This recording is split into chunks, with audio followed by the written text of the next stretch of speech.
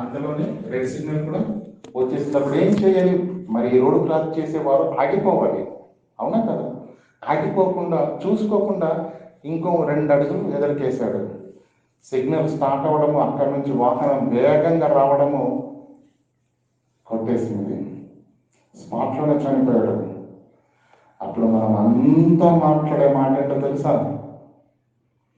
2 సెకండ్లు అండి. 2 సెకండ్లు అతని అడుగు వెనుకుంటే బ్రతికేవాడు. 2 సెకండ్ల 2 సెకండ్లు ముందుకు వెళ్ళాడు కనుకనే ప్రాణం పోయింది. ఆ 2 సెకండ్లే వెనక్కి వెళ్తే, ఆ 2 సెకండ్ల వ్యవధిలోనే అతడు వేసిన ఆ 2 అడుగులు ఒకవేళ వెనకకు వేస్తుంటే బ్రతికేవాడు, అవునా కాదా? 2 అడుగులు ముందు చేసినందుకు చనిపోయాడా? బాగా ఆలోచించండి. ఎందుకు చనిపోయాడు? 2 అడుగులు ముందుకు వేసినందుకు చనిపోయాడా? 2 క్షణాలు ఆగనందుకు చనిపోయాడా? అర్థమవుతుందండి? అప్పుడు మనం ఏమనుకుంటాం? ఒక 2 క్షణాలు లేట్ అయి ఉంటే బాగుండేదండి, అతడు అక్కడికి వెళ్ళకుండా ఉండేవాడు. అర్థమవుతుంది కదా? 2 క్షణాల విలువ ఎంత గొప్పగా కనిపిస్తుంది. ఇంకా చెప్తాను, యాక్సిడెంట్ అయి కొనూపిరితో ఉన్నారనుకోండి, కొనూపిరితో ఉన్నాడు, ఫోన్ చేశారు అంబులెన్స్ వాడు ఇప్పుడే లంచ్ టైం అయిందండి, కనీసం కాస్త కాఫీ తాగి వస్తానని అన్నాడు అనుకోండి, ఎలా ఉంటుంది? నువ్వు కాఫీ తాగేలోపు వీడు కైలాసంకి వెళ్ళిపోతాడు. అంటే కాఫీ కూడా తాగకూడదా? నో, కాఫీ తాగితే అక్కడ ఒక ప్రాణము ముగిసిపోతుంది. మీకు అర్థమవుతుందా? క్రైస్తవుడు తనకేమి పట్టనట్టుగా ప్రతి దినము నిద్రాహారాలతో సుఖ శాంతులతో పడుకుంటున్నాడు. కానీ నీ కళ్ళ ముందే నీ ఇంటి వారే, నీ బంధువులే, నీ స్నేహితులే, నీ పొరుగు వారే ఆత్మ నిత్యాగ్ని దండనకు వెళ్ళిపోతుంది. నువ్వు చూస్తున్న నీ గ్రామంలోనే, నువ్వు చూస్తున్న నీ పట్టణంలోనే, నువ్వు చూస్తున్న నీ బంధువులలోనే, స్నేహితులలోనే. నీకేమైనా అర్థమవుతుందా? అంబులెన్స్ వాడు 1 నిమిషం లేట్ వెళితేనే ప్రాణాలు పోతాయన్న భయంతో ఎంత ట్రాఫిక్ ఉన్నా రూల్స్ ను బ్రేక్ చేసి మరి వెళ్తారు, తెలుసు కదండి? అంబులెన్స్ కు రూల్స్ లేవు, రెడ్ సిగ్నల్ పడ్డ వాళ్ళు ఆగరు. కారణం, ఇక్కడ ఆగితే అక్కడ ఒక ఊపిరి ఆగిపోతుందన్న కనీస జ్ఞానంతో వారు పరిగెడుతున్నారు. అర్థమవుతుందా మాట క్రైస్తవుడికి? అంబులెన్స్ లేట్ అయితే ఈ ఊపిరి ఆగిపోద్ది, ఏదో ఒక రోజు పోయేవాళ్ళమే. కానీ క్రైస్తవుడే ఆగిపోతే, క్రైస్తవుడే కదలకపోతే, క్రైస్తవుడే కథం తొక్కకపోతే అనేక ఆత్మలు నిత్యాగ్ని దండలకు వెళ్ళిపోతాయి. ప్రియులారా, మీకేమైనా అర్థమవుతుందా? మీకేమైనా బాధగా ఉందా? నువ్వు లేట్ చేసిన ప్రతి క్షణం కొన్ని వేల ఆత్మలు నిత్యాగ్నిలోనికి వెళ్ళిపోతున్నాయి. ఎప్పుడు సిద్ధపడతావు? ఎప్పుడు నేర్చుకుంటావు ఈ వైద్యాన్ని, పరమ వైద్యాన్ని? నిమ్మకు నీరెత్తినట్టుగా వస్తున్నామా, వింటున్నామా, వెళ్ళిపోతున్నామా అంటే ఈ భక్తి సరిపోదు ప్రియులారా దేవునికి. మన జీవితంలో ఉన్న ఈ భక్తి దేవుని మెప్పించదు. అర్థమవుతుందా? గనుక ప్రియులారా, ఎంత వేగంతో పరిగెత్తారో, ఎంత ఆత్మల భారాన్ని కలిగి, ఎంత దుఃఖముతో, ఎంతో వేదనతో ప్రియులారా మన ఆత్మీయ జీవితాలను కొనసాగించుకుంటూ వెళితే తప్ప ఒకనాడు నీవు నేను కనికరింపబడము. అద్భుతమైన మాట చూడండి, కీర్తనల గ్రంథం 1వ అధ్యాయం 1వ వచనం చాలా సార్లు చదువుకున్నాం. కీర్తన గ్రంథము 1వ అధ్యాయం 1వ వచనం, దుష్టుల ఆలోచన చొప్పున. ఎవరికి రాస్తున్నారండి మాట? దావీదు గారు ఎవరిని ఉద్దేశించి పలుకుతున్నాడు ఈ మాట? దేవుని యందు భయభక్తులు కలిగి ఉన్నవారమని చెప్పుకుంటున్న దేవుని పిల్లలారా, మీ నడక ఎలా ఉండాలో తెలుసా? మీ నడవడిక ఎలా ఉండాలో తెలుసా? మీ ప్రవర్తన ఎలా ఉండాలో తెలుసా? దుష్టుల ఆలోచన చొప్పున నడవకూడదు మీరు. ఇంకా పాపుల మార్గంలో నిలిచోవద్దు. అపహాస్యులు కూర్చుండే చోట కూర్చుండగా, బాగా ఆలోచించండి, నడవద్దు అన్నాడు, నిలవద్దు అన్నాడు, ఇంకా కూర్చోవద్దు అన్నాడు. ఏం చెయ్యాలి? నడవద్దు, నిలవద్దు, కూర్చోవద్దు. ఏం చేయాలి? పరిగెత్తాలి. యెహోవా ధర్మశాస్త్రమునందు ఆనందించుచు ఆ గ్రంథములో ఉన్న న్యాయ విధులను గ్రహించి నేర్చుకుని వాటిని నెరవేర్చుటకు, వాటి వలన పరమ వైద్యాన్ని నేర్చుకున్న నీవు అనేక ఆత్మల రక్షణ కొరకు పరిగెత్తాలి. ఏమండి? పరిగెత్తాలి. చాలాసార్లు చదువుకున్నాం కదండి. పౌలు గారి గురించి ఆయన నడిచినట్టు ఉందా? కూర్చున్నట్టుగా ఉందా? నిలిచినట్టుగా ఉందా? మనకు తెలుసు కదండి లుస్త్రాలో ఏం జరిగిందో. రాళ్లతో కొట్టి ఎందుకు విడిచిపెట్టారు తెలుసా? చచ్చిపోయాడని కన్ఫర్మ్ అయ్యారు. వీళ్ళే చచ్చిపోయారు బాబు, కదలిక లేకుండా పడున్నారని చెప్పి వెనకతలో కాలు పట్టుకొని కుక్కని ఇచ్చినట్టుగా ఊరి గదిని వెలుపలికి తీసుకుని వెళ్ళాడండి. ఆయన ఏం చేశాడో తెలుసా? ఆ మాట చదివిన తర్వాత నిజంగా మన బ్రతుకులు ఏ పాటివి కావు ప్రియులారా. మరునాడే లుస్త్రా నుంచి బయలుదేరి దెర్బేకు వెళ్ళి ఏం చేశాడట? శిష్యుల మనసులను దృఢపరిచి. అసలు గాయాలు ఎవరికైనా, దెబ్బలు ఎవరికి తగిలాయి? ఎవరిని పరామర్శించాలి? అయ్యో పౌలు గారు, ఇంత ఘోరం జరిగిపోయిందా, మీరు బాధపడకండి, దేవుడు మనకు సహాయం చేస్తాడు, మేము అందరం ప్రార్థన చేస్తామని జనులు ఓదార్పునివ్వాలి. అవునా? ఈయనేం చేస్తున్నాడు? వెళ్ళి నాకు జరిగిన సన్మానంతో మీరు కానీ విశ్వాస జీవితంలో పడిపోయారు. ఇలాంటి అనేక శ్రమలు అనుభవిస్తేనే అపోస్తుల కార్యాలు 14:22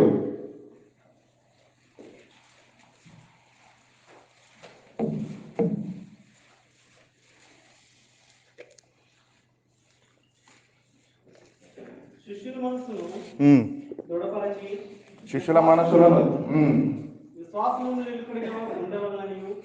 మనసులను దృఢపరిచి వాళ్ళకి ఏం చెప్తుందంటే, శిష్యులారా, నా పిల్లలారా, విశ్వాసమందు నిలకడగా ఉండాలి. నాకు కలిగిన ఈ దెబ్బలను బట్టి, నాకు కలిగిన ఈ శ్రమలను బట్టి, ఈ దెబ్బలు, ఈ రాళ్ల వర్షంతో మీరు భయపడిపోతున్నారా? దేవుని విడిచిపెట్టాలనుకుంటున్నారా? వద్దు. విశ్వాసమందు నిలకడగా ఉండాలి. అనేక శ్రమలు, ఈ ఒక్క శ్రమను చూసి మీరు వెనకడ చేస్తే ఇలాంటి అనేక శ్రమలు అనుభవించి మనము దేవుని రాజ్యంలో ప్రవేశించాలంటే వారిని హెచ్చరించాను. మీకు అర్థమవుతుందండి? పౌలు గారు ఏమంటున్నారంటే, ఇలాంటి అనేక శ్రమలు అనుభవిస్తే తప్ప పరలోక రాజ్యము వెళ్ళే పరిస్థితి లేదని పౌలు గారి మాటల్లో ఇంత చక్కగా రాస్తే, దేవుని మాట వినడానికి కానీ, నేర్చుకోవడానికి కానీ, నేర్పించడానికి కానీ, నేర్చుకున్న నీవు నలుగురికి ప్రకటించి కొందరినైనా నీ వంతుగా దేవునిలోకి నడిపించడానికి నువ్వు నడుము కడుతున్నావా? ఎందుకు దేవుడు ప్రతి దినాన్ని ఆయుష్ను పొడిగించి ఇంకొక ఉదయాన్ని మరొక ఉదయాన్ని ఎందుకు ఇస్తున్నాడు? బ్రతుకుతున్నామా? మన జీవితాలను బట్టి దేవుడు గొప్పగా ఆనందపరుస్తున్నామని ఇస్తున్నాడు అనుకుంటున్నారా? కాదు ప్రియులారా. రేపైనా నా కుమారుడు నా గురించి తెలుసుకొని ఉన్నతంగా మారుతాడన్న ఒక్క ఆశ ఉన్నంత కాలము ఆయుష్ పొడుగుతుంది ప్రియులారా. దేవునికి ఆ ఒక్క ఆశ స్తంభించిపోయింది అనుకోండి, తెల్లారి నిద్రలేవం ప్రియులారా. కనుక ప్రియులారా, ప్రతి ఉదయాన్ని దేవుడు అనుగ్రహించడం వెనకాల దేవుడు కోరుకుంటున్న మార్పు, మన మార్పు కాదు. మనం మారితే ఏం మారుతామండి? మహా అంటే బట్టలు మారుస్తాం. అంటే రంగురంగుల పూల చొక్కాలు వేసుకొచ్చేది బదులు తెల్ల పాయింట్ వేసుకొస్తాం. పరిశుద్ధంగా ఉండాలి కదా మరి ఆలయానికి. బట్టలు మారుతుంది, భాష మారుతుంది. అవునా? బట్టలు మారుతాయి. అప్పుడు నమస్తే అన్న అంటాడు, ఇప్పుడు వందనాలు బ్రదర్, ప్రైజ్ గాడ్ బ్రదర్. భాష మారుతుంది, బట్టలు మారుతాయి. కానీ దేవుడు కోరుకుంటున్నది నీ భాష, బట్టలు కాదు. ఏంటి? బ్రతుకు మారాలి. కనుక ప్రియులారా, దేవుడు ఇప్పుడు ఇస్తున్నటువంటి ప్రతి అవకాశము, ప్రతి సమయము, ప్రతి గడియ దాని యొక్క విలువను గుర్తెరిగి మనము అర నిమిషం లేట్ అయిపోతేనే అంబులెన్స్ లో ప్రయాణం చేసేవాడు అర నిమిషం లేట్ అయిపోతేనే అక్కడ ఊపిరి ఆగిపోతుందని తల్లడిల్లిపోతూ ఎంత ట్రాఫిక్ ఉన్న రూల్స్ ను బ్రేక్ చేసి మరి వెళ్తున్న కారణం ఒక ప్రాణానికి ఊపిరిపోయాలని. ఆ తపన, ఆ ప్రయాసము, ఆ పరుగు ఎవరిలో ఉందా? అపోస్తలుడైన పౌలు రాస్తాడండి మాట. ఏమన్నా తెలుసండి? నా పరుగును కడముట్టించి తిని. నడవలేదు నా జీవితంలో, నేను నిలుచోలేదు ఒక చోట, గద్దెల మీద కూర్చోలేదు. 24 గంటలు పరుగులే పరుగులు, పరుగులే పరుగులు. నా పరుగును కడముట్టించి తిని. ఎన్నో మాటలు చదువుతున్నాం పిల్లలు. వినండి, ఆసక్తితో, సాత్వికముతో, వినమ్రతతో, విధేయతతో వినండి దేవుని యొక్క వాక్యాన్ని. గ్రహించండి, అందులో ఉన్నటువంటి సారాంశాన్ని మీరు నేర్చుకొని ఆస్వాదించి దేవుని పిలుపుకు లోబడండి. మీ యొక్క బ్రతుకులను, మనందరి బ్రతుకులను మనము వెలిగించుకోవాలి ప్రియులారా. ఏమండి, గత వారం మనం ఎక్కడ ఆగాము? అపోస్తల కార్యములు 16వ అధ్యాయము ఫిలిప్పీలకు రాసిన పత్రిక యొక్క వివరణలో మొదటి భాగాన్ని చెప్పాను కదండి.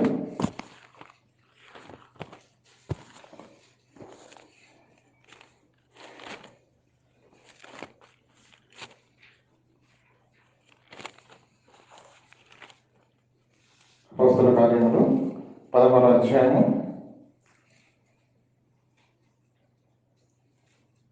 19.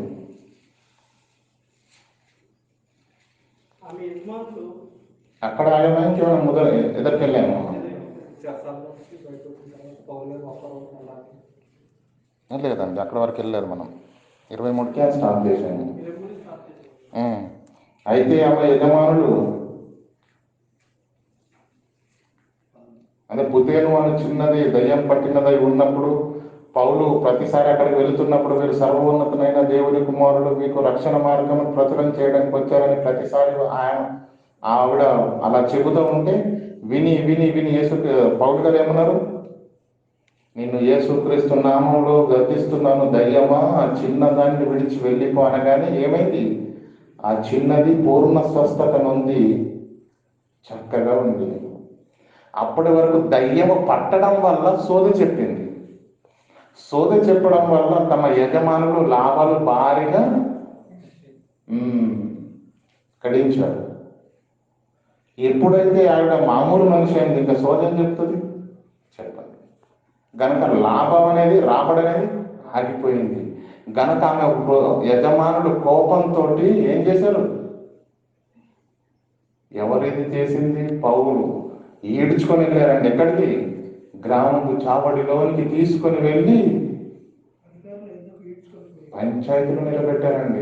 అధికారుల దగ్గర తీసుకొని వెళ్ళి అంతటా న్యాయాధిపతుల యుద్ధకు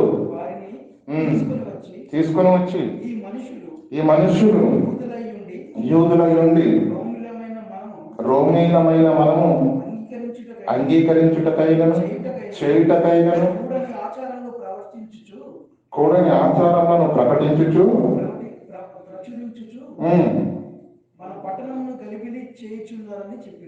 పట్టణమును గలిబిలి చేయుచున్నారని చెప్పిరి.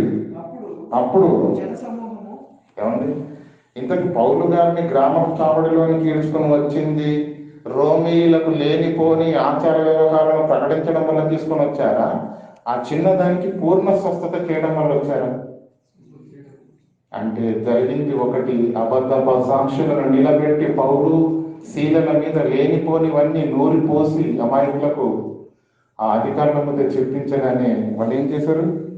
ప్రజలు, అక్కడ ఉన్నటువంటి ప్రజలు, అప్పుడు జన సమూహం వారి మీద దొమ్మిగా వచ్చాను. న్యాయాధిపతులు వారి వస్త్రములను లాగివేసి వారిని గర్తముతో కొట్టవాలని ఆజ్ఞాపించిరి.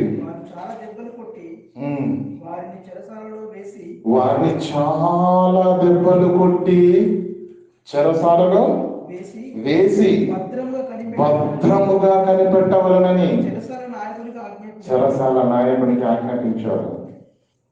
ఆయన చేసింది పుణ్యకార్యం ప్రియులారా, ఆయన చేసింది మంచి కార్యము అపోస్తలుడైన పౌలు. కానీ ఈ దౌర్భాగ్యులు ఏం చేశారు? సోది చెప్తే మాకు డబ్బు వచ్చేది, ఇప్పుడు ఆ సోది చెప్పకుండా పూర్ణ స్వస్థత కలిగించేశాడు, ఇప్పుడు మాకు లాభాలు ఆగిపోయాయని చెప్పి పౌలు గారిని ఈడ్చుకొని వెళ్ళి గ్రామం చావుల్లో వేయడం, అధికారుల ఎదుట నిలబెట్టడం, ప్రజల ఎదుట లేనిపోని అబద్ధ సాక్ష్యాలను, లేనిపోనివన్నీ మరి రోమిలకు ప్రకటించుతున్నారని అబద్ధ సాక్షులు చెప్పగానే ఎవరు విన్న వాళ్ళకు కూడా ఏం పూర్వలేదండి. వెంటనే ఏం చేశారు? దొమ్మిగా వారి పైన పడి పైకి వచ్చేసారండి. పైకి వచ్చేసారు పౌలు గారి ఎదుగు. అప్పుడు న్యాయాధిపతులు ఏమన్నారు? వస్త్రములు లాగివేసి బెత్తములతో, ఏమంటే అపోస్తలుడైన పౌలు ఎంత గొప్పగా పరిచర్య చేశారో మనకు బాగా తెలుసండి. వస్త్రాలు లాగేయడం అంటే చిన్నదండి. పక్కోడు ఒక మాట అన్నాడో లేదో కూడా తెలియదు మనకు. వాడు అన్నాడంటే కత్తులు నోరుతాం మనం. మాటలు అంతేనా? సూటిపోటి మాటలతో టార్గెట్ చేస్తూ మరి మాట్లాడుతుంటాం. వాడు అన్నాడో కూడా తెలియదు, వీడు మధ్యలో పుట్టించాడో తెలియదు. మాట అంటేనే ఓపిక లేని విశ్వాస జీవితాలు మనవి. ప్రజల మధ్య గుడ్డలు ఊడదీసి బెత్తముతో చాలా దెబ్బలు పడినా, ఏమండి 10 మందిలో కాలాలు పట్టుకున్నారు అనుకోండి, వాళ్ళని జీవితంలో చర్చ మొత్తం చూడడం మనం చూస్తాం. ఎంతటి అవమానాలైనా దిగమిందుకొని నడుం కట్టి ముందరికి అడుగు వేశారండి వాళ్ళు. తెలుసు వాళ్ళకు ఈ భూమి మీద ఏం జరుగుతుందో తెలుసు. వారి నడక, వారి ప్రయాణము, వారి పరుగు దేని కొరకు కూడా వారికి తెలుసు. ఈ వెళుతున్న ఈ మార్గ మధ్యంలో ఎన్నో అవరోధాలు అడ్డుపడ్డా వాటికి వేడికి చలించకుండా తమ ముందున్న పరుగును కడముట్టించారు ప్రియులారా వాళ్ళు. కనుక చాలా దెబ్బలు కొట్టి వారిని చెరసాలలో వేసి భద్రముగా కనిపెట్టవలనని చెరసాల నాయకుడిని పిలిచి ఏం చెప్తుంది తెలుసా? అదే నాయన, వీళ్ళను చాలా భద్రంగా నువ్వు కనిపెట్టాలి. కరడు కట్టిన కసాయిల వాళ్ళు, ఉగ్రవాదుల 4 నరికేశారేంటి? మృదువైన పసిపిల్లల స్వభావం కలిగిన వాళ్ళండి వాళ్ళు. లేనిపోనివన్నీ అబద్ధపు సాక్ష్యాలు చెప్పించి ఒక దేశ ద్రోహులుగా ముద్రించి చెరసాలలోకి పంపించారు. ఈ న్యాయాధిపతులు ఏమంటున్నారు? చెరసాల నాయకుని పిలిపించి వీరిని చాలా భద్రంగా మీరు కనిపెట్టాలి, ఆజ్ఞాపించుడి. అయితే చెరసాల నాయకుడు అట్టి ఆజ్ఞను పొంది మరి ఈయనేం చేస్తాడండి? జైలు అధికారి ఆర్డర్స్ పైనుంచి వచ్చాయి కదా, మరి ఏం చేస్తాడు ఈయన? సరే అయ్యా, వెలపలి చెరసాల కాదట, ఎక్కడ? లోపలి చెరసాల. అర్థమవుతుందండి? ఒక భయంకరమైన దేశద్రోహులు అనబడిన వారు, అతి క్రూరమైన వారిని వేస్తారండి. మన భారతదేశంలో ఉంది కదండి ఒక జైలు. ఎక్కడ? అక్కడ వరకు ఎందుకంటే తీహారు లేదు ఇక్కడ. తీహారు అంతకు మించి ఇంకా కఠినమైన వల్ల అంటే అండమాన్. అది ఒకప్పుడు అండమాన్ అండి, ఇప్పుడు లేదు. అక్కడైనా ఏదైనా ఉండేది అనుకుంటారా? చుట్టూ సముద్రం అండి. అక్కడికి తీసుకొని వెళ్ళి విడిచిపెట్టేవాళ్ళు. జైలు లేదు, శిక్ష లేదు. అక్కడ ఒక్కో దోమ ఇంత ఉండదండి. భయంకరమైన దోమలు కుట్టి కుట్టి చచ్చిపోవడం తప్ప ఇంకో మార్గం లేదు. లేదంటే సముద్రంలో పడాలి, అందరి నుంచి వేరే అవసరం లేదు. అర్థమవుతుందా లేదా? కనుక ప్రియులారా, ఒక కరడు కట్టిన అతి భయంకరమైన ఖైదీకి వేసే శిక్షను ఇక్కడ పౌలు శీలకు అమలవుతున్నట్టుగా కనిపిస్తుంది. అతడు అట్టి ఆజ్ఞను పొంది చెరసాలలోనికి, లోపలి చెరసాలలోనికి త్రోసి వారి కాళ్ళకు బొండ వేసి బిగించిరి. తెలుసా అండి బొండ అంటే? బొండ అంటే తెలుసండి? మన ఎద్దుల బండి ఎంతమంది చూశారండి? ఎద్దులు ఉంటాయి కదా, పశువుల బండి, పాడి అంటారా? ఎడ్ల బండి. ఈ ఎడ్ల బండిలో 2 చక్రాలను కలిపి ఒక మొద్దు ఉంటుందండి. ఏమండి, దాంట్లో 2 కన్నాలు ఉన్నాయి అనుకోండి. ఫర్ ఎగ్జాంపుల్ 2 కన్నాల అలా 2 కాళ్ళను వేసేసి మళ్ళీ దాన్ని తీసుకొచ్చి, అంటే 2 భాగాలు ఉంటుందండి. ఇలా ఓపెన్ చేసి 2 కాళ్ళలో పెట్టేసి మళ్ళీ ఇలా వేస్తే ఇంకా ఈ కాళ్ళని ఇటు నుంచి అక్కడ జరపాలంటే ఆ మొద్దు జరిగితేనే ఈ కాళ్ళు జరుగుతుంది. అర్థమవుతుందా లేదా? అంటే కాళ్ళకు పెద్ద మొద్దులు కట్టేశారన్నట్టు కర్ర. ఓకే, ఆ విధంగా లోపలి చేసాలలో వేశారు. నంబర్ 1. నంబర్ 2 ఏంటి? కాళ్ళకు బొండ వేసి. ఈరోజు దేశాన్ని దగ చేస్తున్న దౌర్భాగ్యులైన దేశద్రోహులకు మాత్రం పేరుకు కేసు నమోదు చేస్తారండి. వాడికి ఉండదండి చెరసాలలో రాజవైభోగము, వాడికి సపరేట్ బెడ్, వాడికి సపరేట్ టీవీ, వాడికి సపరేట్ ఇంటర్నెట్, పైన వాడికి వంట చేసి పెట్టడానికి మళ్ళీ ఓ వంట మనిషి. అది ఎలా ఉందండి? చెరసాల లాగా ఉందా? గవర్నమెంట్ గెస్ట్ హౌస్ లాగా ఉందా వాడు? ఇంకా అలాంటి వాడు ఎలా మారుతాడండి? మీకు తెలుసు కదా విజయమాల్య భారతదేశ ఆర్థిక వ్యవస్థను అస్తవ్యస్తం చేసిన వ్యక్తి. సమ్మగా ఉన్నదంతా తీసేసుకున్నాడు, విదేశాలకు వెళ్ళిపోయాడు. ఏం చేస్తున్నారు? పేదవాడిని ఈరోజు పీడిస్తుంది ప్రభుత్వం.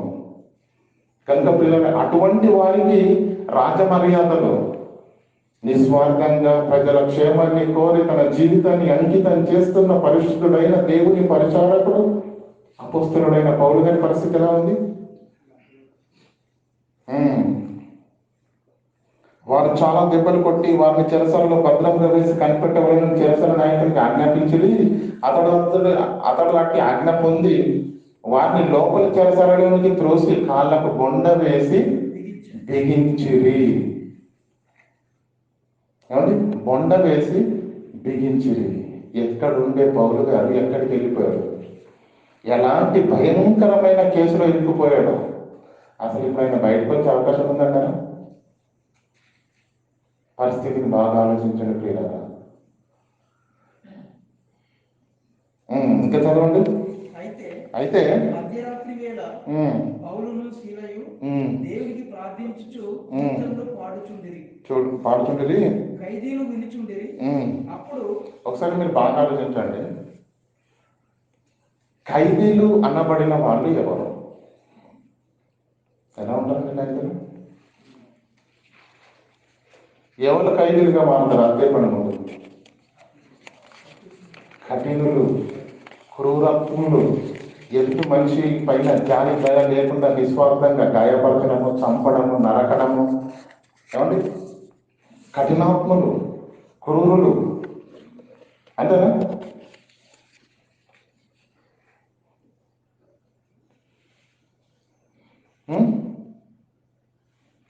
చెప్పండి, ఎలాంటి వారు ఖైదీలుగా మారుతారు? చెరసాలకు వెళ్ళి అప్పుడప్పుడు ఇంటర్వ్యూలు ఇస్తూ ఉంటారండి కొంతమంది విలేకరులు. ఎందుకంటే వాళ్ళకు కూడా జీవితం పైన అవగాహన కల్పించాలి, వాళ్ళకు కూడా జీవితం పైన ఇష్టాన్ని పుట్టించి కనీసం ఇప్పటికైనా ఒక తప్పు చేసి చెరసాలకు వెళ్ళాడు, ఇప్పటికైనా వారికి జీవితం అంటే ఏంటో తెలియజెప్పి ఇప్పటికైనా మనిషిగా మారుద్దామన్న ప్రయత్నం చేస్తూ ఉంటారు. అప్పుడు ఒక్కొక్క ఖైదీ ఇంటర్వ్యూలు వింటే నిజంగా మత్తిపోద్దండి. కొందరు కక్షలతోటి ఖైదీలు అయిపోతారు, ఎదుటివాడి మేలును చూసి ఓర్చుకోలేక. అర్థమవుతుంది? కొందరి కపటోపాయం వల్ల అంటే మోసంలో ఇరుక్కుపోతారు. పాపం వాళ్ళు చేసింది ఏముండదు. వారితో కూడా ఉండడం వల్ల అనవసరంగా ఇరుక్కొని జైలుకి వెళ్తారే తప్ప కొన్ని సందర్భాల్లో వాళ్ళు చేసిన నేరం కూడా ఏముండదు. కొంతమంది అన్యాయం చేస్తారు, డబ్బు గురించి కావచ్చు, ఇక తనకు కావలసినటువంటి ఈ లోక సంబంధమైన ఏదైనా కావచ్చు, అందం కావచ్చు, డబ్బు కావచ్చు, అంతస్తు కావచ్చు, అధికారం కావచ్చు, దాని కొరకు ఏం చేయడానికి కూడా వెనకాడరు, ప్రాణాలు తీయడానికి కూడా. అంటే ఖైదీలు అనబడిన వారు ఎలా ఉంటారు అని మీకు అర్థం కావడానికి చెప్తున్నాను. ఎలా ఉంటారండి? ఏదో ఒక నేర చరిత్ర కలిగిన వారై తమ జీవితంలో చేసిన ఒక అతి గొప్ప అపరాధము నిమిత్తమే వారు చెరసాలకు వెళ్ళినటువంటి వారై ఉంటారు. అటువంటి ఖైదీల మధ్యకు వెళ్ళాడు అపోస్తులుడైన పౌలు. నువ్వు వెళ్తే వెళ్ళాడండి, సిచ్యువేషన్ ఎలా ఉంటుందో ఒకసారి మీరు ఆలోచించండి. అలాంటి ఖైదు దగ్గరికి వెళ్ళి మనం వాక్యం అన్నాం అనుకోండి, ఎలా ఉంటుంది అంటారు? నేను అసలే కొన్ని మంటలు చేసి వచ్చేసాను, నీకు ముందుగా మరీ జాగ్రత్తగా చెప్తున్నాను, ఇక్కడి నుంచి బయలుదేరి ఎక్కడికి వెళ్ళంటారు. వింటారా? ఇదే రకంగా ఉంటారు ఖైదీలు అంటారా? వినరు, లోపడరు. పరిస్థితి ఖైదీలది ఇలా ఉంటే పౌలు గారి పరిస్థితి ఎలా ఉంది? పౌలు గారి పరిస్థితి ఎలా ఉంది?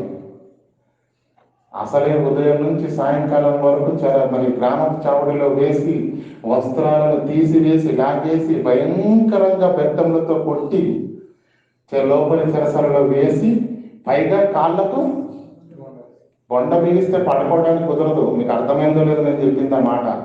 నిలబడే ఉండాలి, పడుకోవడానికి వీలు లేదు. బొండ బిగించి లోపలి చెరసలలో తోసి బొండ బిగించిరి. అప్పుడు ఏం జరిగిందో తెలుసా అండి? నిజంగా అద్భుతం ప్రియులారా. చదవండి ఆ మాటను, 25వ వచనం. అయితే మధ్యరాత్రి వేళ పౌలును సీల దేవునికి ప్రార్థన చేయుచు కీర్తనలు పాడుచుండిరి. మధ్యరాత్రి వేళ. అసలు ఖైదీల పరిస్థితి ఎలా ఉంది ఒకసారి మీరు ఆలోచించండి. మానసికంగా వాళ్ళు ఎలా ఉంటారు? క్రూరులు, అన్యాయం చేసిన వాళ్ళు, దయలేని వారైనటువంటి ఖైదీల మధ్యలోకి వెళ్ళిన పౌలు అర్ధరాత్రి అండి, పగలు ఉదయం ఏదో పాడుతున్నాడంటే సరలేని అందరు నిద్రలేకరు కదా, పాడుతున్నాను అనుకోవచ్చండి. అర్ధరాత్రి వల్ల ఎలా ఉంటుందండి? పొండు మీద కారం జరిగినట్టు ఉండదు నిద్రపోతున్న వాళ్ళకి, అంతేనా కదా? అర్ధరాత్రి వేళ అంటే హుషారుగా తిరిగే వేళనే అండి, నిద్రపోయే వేళ, అవునా కదా?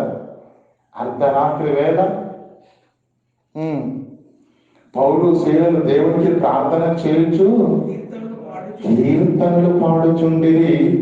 ఇది అద్భుతమైతే కిందున్న వచనం ఇంకో అద్భుతం ఏంటి? ఖైదీలు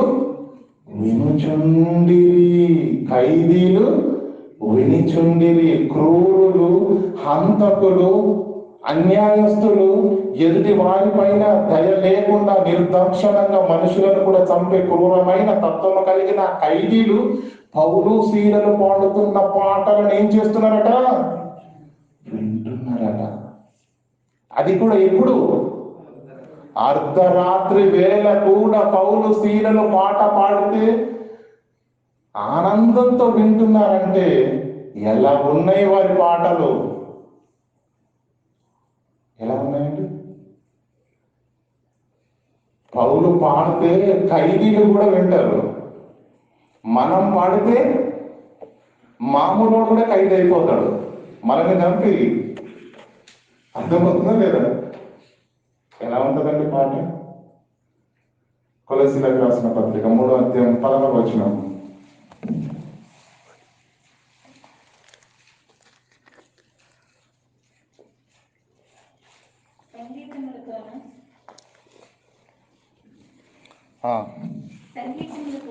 సంగీతములతోను కీర్తనలతోను. కొలస్సీలకు రాసిన పత్రిక 3:16 చదువుతున్నారు సిస్టరు.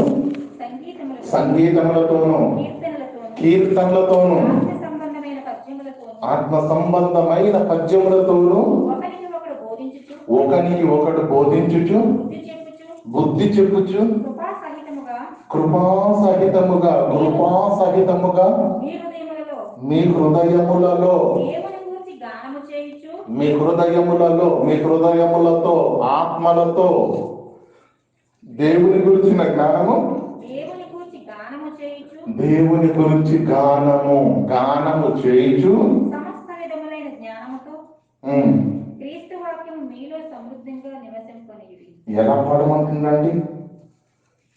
కృపా సత్య సహితముగా మీ హృదయములలో దేవుని గూర్చిన జ్ఞానము చేయండి.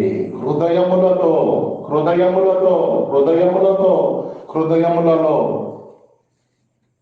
అలా పాడతామండి పాట. ఏడ్చే పాటను నవ్వుకుంటూ పాడతారు. నవ్వే పాటను చూస్తే ఎదుటోడికి ఏడుపు వస్తుంది. ఏమండి నవరసాలు అంటారు తెలుసా తెలుగులో? ఏంటిది? ఏడుపు, నవ్వు.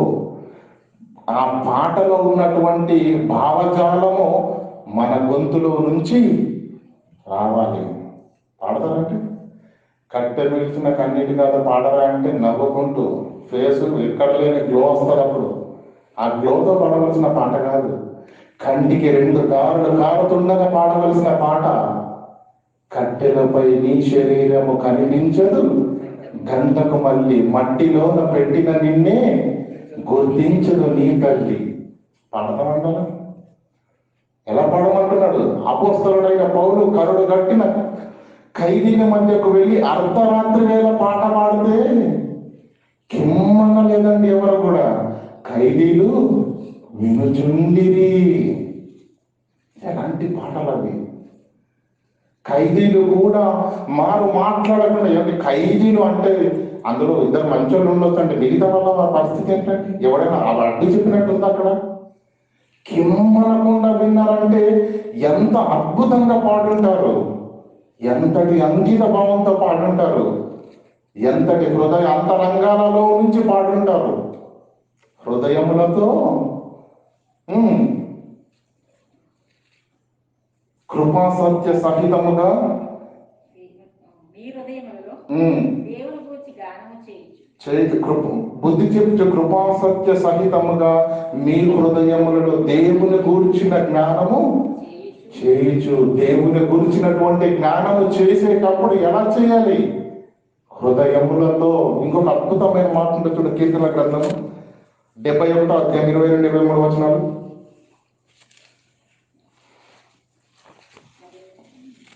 కీర్తనల గ్రంథము 71 అధ్యాయం అండి, 22, 23 వచనాలు. నా దేవా నేను కూడా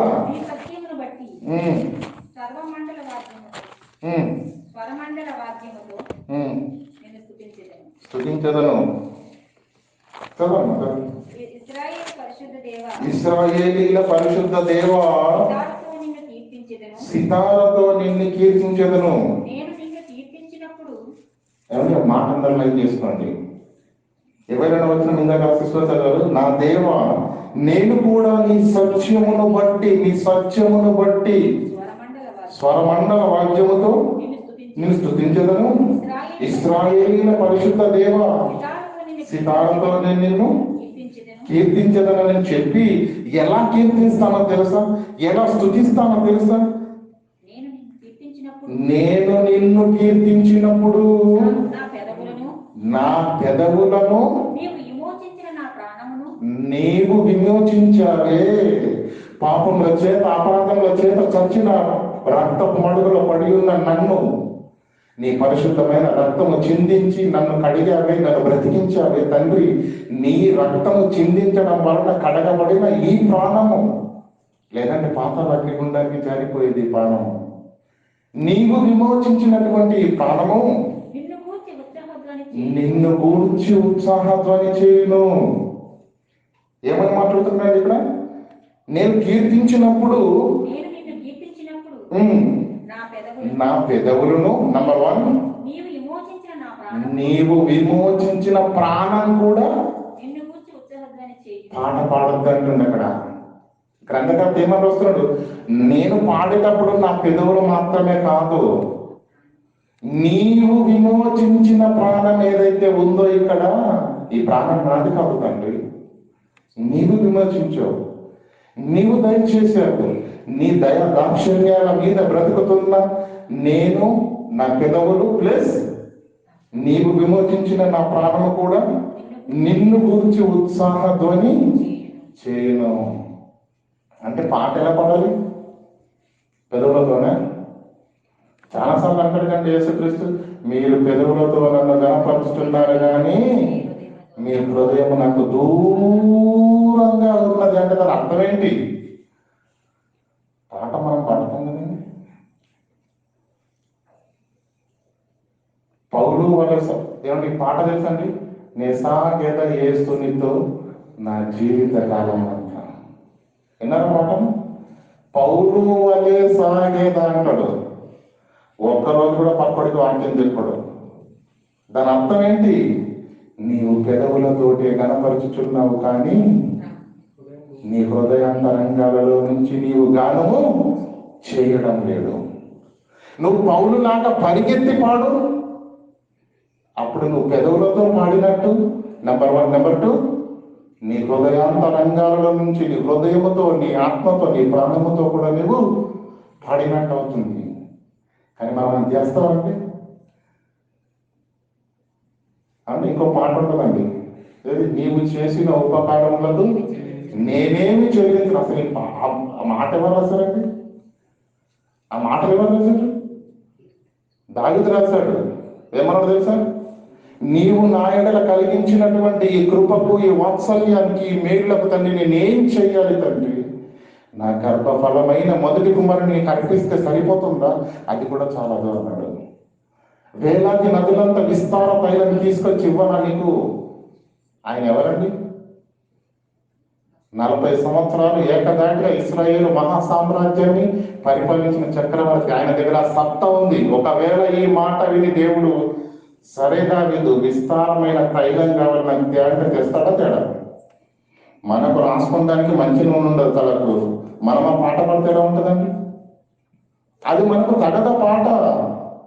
ఏ పాట ఎవరు పాడారో, ఏ ఉద్దేశపూర్వకంగా పాడారో, దాని యొక్క అంతరంగం ఏంటనే ఏమీ తెలియకుండా గీతాలు ఉన్నాయి కదా, రాసేశారు కదా అని చేసేసి నీవు నేను పాడడానికి సమయ సందర్భాలు, ఏది, ఎప్పుడు, ఎక్కడ, ఎందుకు, ఎలా అన్న ప్రశ్నలతో ఆలోచించుకుని ప్రతిదీ కూడా వాక్యానికి పరిధిలో ఉంటే మాత్రమే ఆ పాట పాడలేదు తప్ప నీకొచ్చిన పాట పాడడం కాదు. ఇక్కడ మనకు అవసరమైన ఆత్మలను వెలిగించి, మన ఆత్మీయ జీవితాలను సరిచేసి, మనందరినీ దేవుని వైపు ఆలోచింప చేయుటకు అవసరమైన మాటలు, పాటలు ఇక్కడ అవసరమే తప్ప నీకు వచ్చింది, నాకు వచ్చింది ఇక్కడ అవసరము లేదు ప్రియులారా. కనుక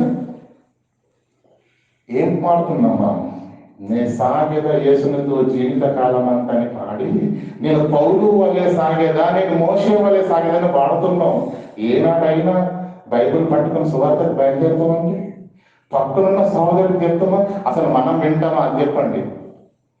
ఈ రోజు విన్నదాన్ని అమ్మయ్య అయిపోయిందిరా, ఈ వారానికి మనం జైలు నుంచి విడుదలైనాం అని అనుకునే పరిస్థితి కూడా కొందరిలో ఉండొచ్చు పిల్లగా.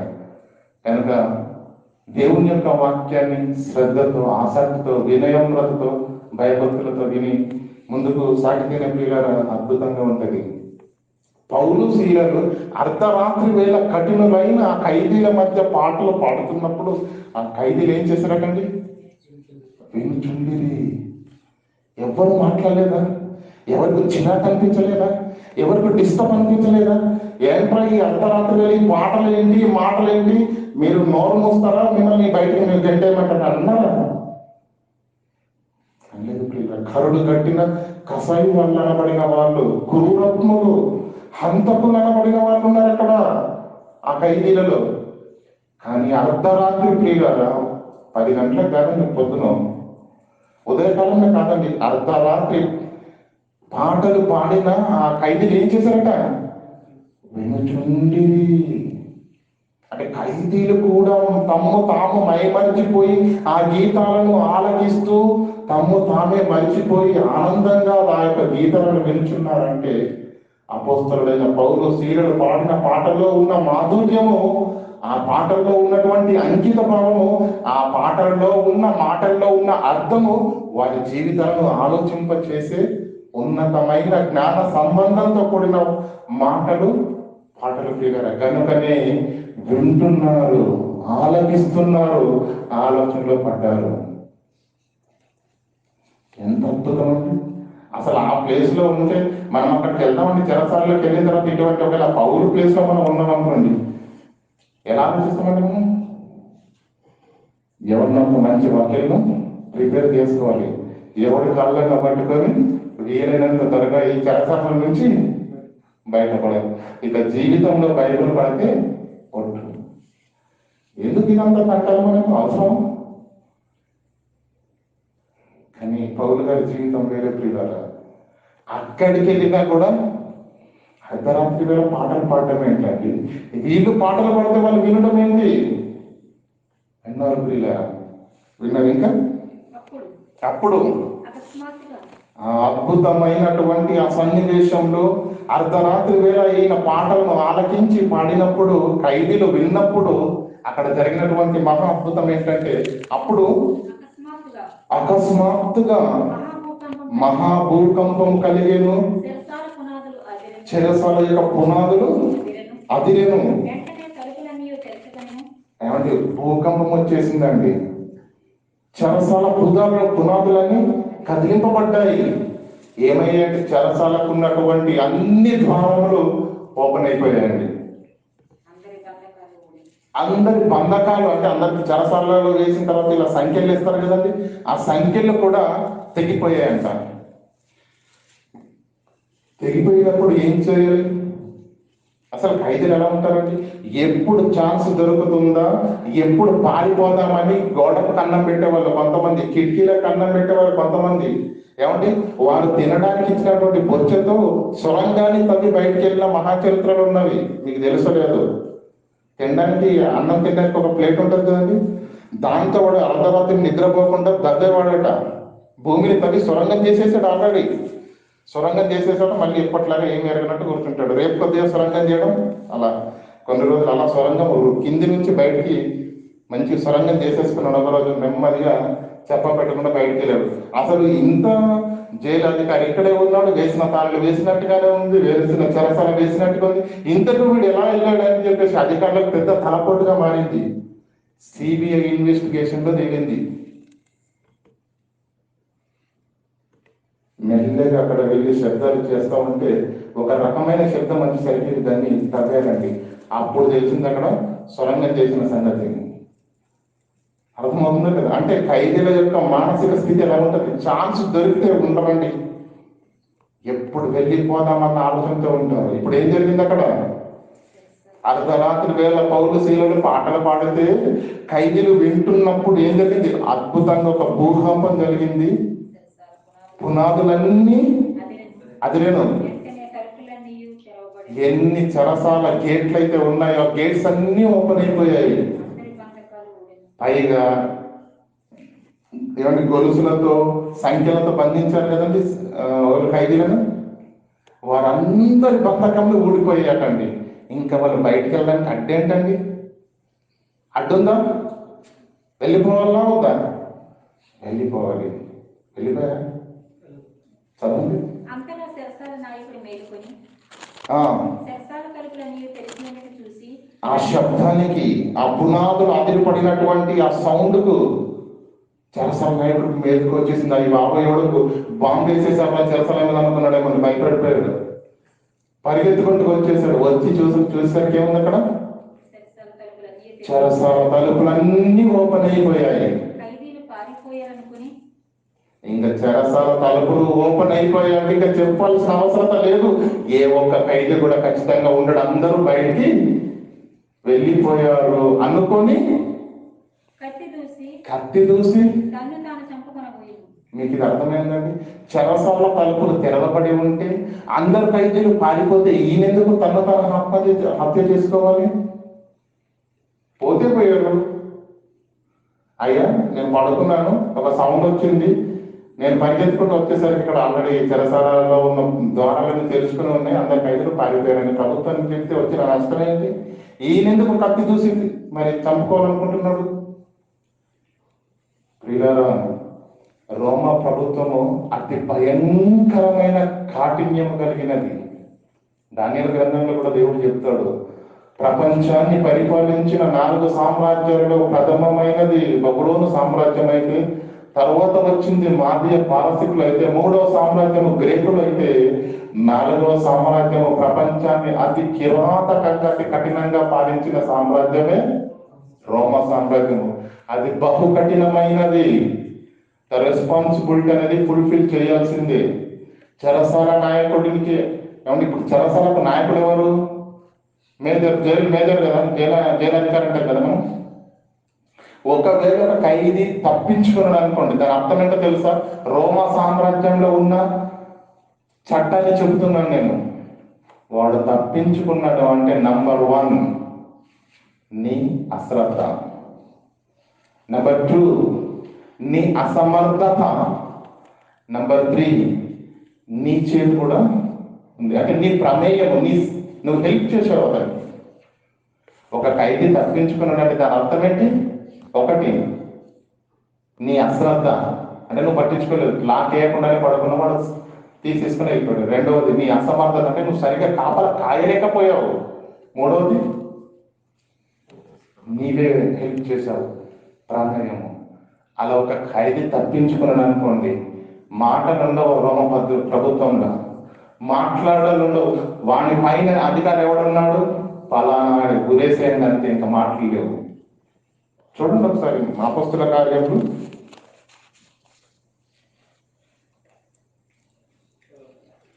16 చదవండి. 12-16.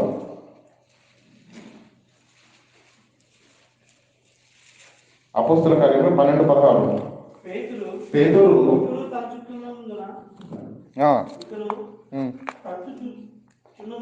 వారు తలుపు తీసి అతన్ని చూచి విభ్రాంతులుందిరి. అతడు ఊరుకుండుడని వారికి చేసి ప్రభు తన్ను తెలుసు కదండి, ఈ సందర్భం తెలుసో తెలియదు అందరికీ.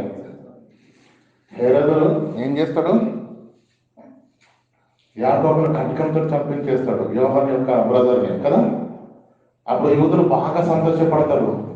ఓహో, క్రైస్తవులు అన్నబడిన వాళ్ళని చంపితే యూదులకు పండగ అన్నమాట. యూదుల్లో ఎన్ని ఓట్లు ఉన్నాయంటే చూశాడు, ఎక్కువ జనం ఉంది కనుక ఈ జనం అందరినీ నా పక్షంగా చేసుకోవాలంటే ఇలా అప్పుడప్పుడు క్రైస్తవులు అనబడిన వాళ్ళని చంపుతూ ఉంటే నాకు వీరందరూ మద్దతుగా ఉంటారని చెప్పేసి ఏ విధంగా యాకోబును ఖడ్గముతో చంపించాడో అదే విధంగా పేతురును కూడా చంపేద్దామన్న ప్లాన్తో తీసుకొచ్చి చెరసాలు వేసేసాడండి.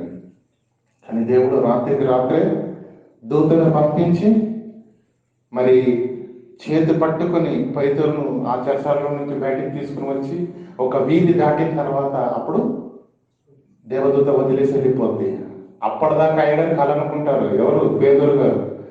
అప్పుడు నిద్రలు మేలుకొని అవి బాబోయే కలగాదు, నిజంగానే దేవుడు దూతను పంపించిన తప్పించేసాడని అప్పుడు గమ్మున పరిగెత్తుకుని వెళ్ళిపోతాడు. కానీ ఆ సందర్భంలో ఉదయం కాగానే అందరూ కంగారైపోతున్నారు. వేసిన తలుపులు వేసినట్టుగానే ఉంది, వేసిన చెరసాల వేసినట్టుగానే ఉంది. పేతురు ఎక్కడ బాబు? పేతురు లేడు. ఎక్కడికి వెళ్ళాడు? దూత రాత్రి తప్పించేసింది. 16 పేతురు ఇకను వారు తలుపు తీసి అతను చూచి విభ్రాంతులుందిరి. ఊరుకుండుడని వారికి చేసి ప్రభు తను చెరసాలలో నుండి ఎలా తీసుకుని వచ్చినో వారికి వివరించి యాకోబునకును సహోదరులకును ఈ సంగతులు తెలియజేయడని చెప్పి బయలుదేరి వేరొక చోటుకు వెళ్ళారు. తెల్లవారుగానే పేతురు ఏమాయో అని సైనికుల్లో కలిగిన అంతే కదండి. ఇప్పుడు జైలాధికారికి ఉంటది, ఇప్పుడు సైనికులకు ఉంటది. అప్పుడు ఏమంటారు? తెల్లవారగానే పేతురు ఏమాయనో ఆ సైనికులలో కలిగిన గలిబిలి ఇంత అంత కాదు. హేరోదు అతని కోసం వెతికినప్పుడు పేతురు కనిపించలేదు. అతడు కనపడనందున కావలి వారిని ఎవరైతే అక్కడ ఉన్నారో సెక్యూరిటీగా, ఎవరైతే అధికారి, ఎవరైతే అతని కాపల కాస్తారో వారిని విచారించండి, విమర్శించి అంతే. పేతురు తప్పించుకొని పోయాడంటే మొదటిది నీ నిర్లక్ష్యం అన్నా ఉండాలి, నీ అసమర్థత అయి ఉండాలి, లేదంటే నీవే చేతులు కలిపి తప్పించి ప్రభుత్వాన్ని పక్కతోపన పట్టిస్తున్నాయేమో అని కావలి వారిని విమర్శించి ఆజ్ఞాపించను. చంపేశారు కావలి వారిని. ఆనాడు ఆ రాత్రి పౌలు పేతురు గారికి ఎవరైతే కావలిలో ఉన్నారో వాళ్ళను హేరోదు చంపించేశాడు. అది రోమా ప్రభుత్వం యొక్క చట్టం. ఇప్పుడు ఇక్కడేం జరిగింది? భయంకరంగా భూకంపం కలిగింది. ఖైదీలు అంత చెరసాలలో ఉన్నటువంటి ఖైదీల యొక్క బంధకాలన్నీ ఊడిపోయాయి. తలుపులన్నీ ఓపెన్ అవడం ఉండడం చూసినటువంటి ఆయన ఖైదీలు పారిపోయారు. ఒక్క ఖైదీ పోతేనే ఖచ్చితంగా చంపేస్తుంది రోమా ప్రభుత్వం. అటువంటిది ఖైదీలందరూ పారిపోయారంటే ఇంకా నేను బ్రతికే అవకాశమే, ఇంకా వాడి చేతిలో చిత్రవాదాన్ని గురించి చావడం ఎందుకు, నన్ను నేను చంపుకున్నది బెటర్ కదా అని చెప్పేసి కత్తి తూసి తనని చంపుకున్న పోయాను. అప్పుడు పౌలు పౌలు మాట్లాడుతున్నాడు జైలధికారితో, అయ్యా నువ్వు ఏ హాని చేసుకోవద్దు, నేనెక్కడికి వెళ్ళలేదు, నేను వెళ్ళలేదు. ఈ చెరసల్లో ఉన్నటువంటి కరుడు గట్టిన క్రూరులైన హంతకులైన ఖైదీలైన ఏ ఒక్క ఖైదీ కూడా పారిపోలేదు, మేమందరం ఇక్కడే ఉన్నాము అని బిగ్గరగా కేక వేసి చెప్పేసరికి అప్పుడు అతడు దీపం తెమ్మన్నాడండి. ఇంకా ఎవరు? జైలధికారి దీపం తెండయ్యా, అందరు ఉన్నారంట శుద్ధమోసారంగా. లోపలికి వచ్చి వణుకుచు పౌలుకును శీలకును సాగిలపడి వాళ్ళని వెలుపలికి తీసుకుని వచ్చి మాట్లాడిన అద్భుతమైన మాట ఏంటో తెలుసా? అయ్యలారా, మాట నన్ను తీసుకుందండి, రక్షణ పొందుటకు నేనేం చెయ్యాలయ్యా? ఏమర్థమైందండి జైలధికారికి? మిమ్మల్ని ఒక ప్రశ్న అడుగుతానండి.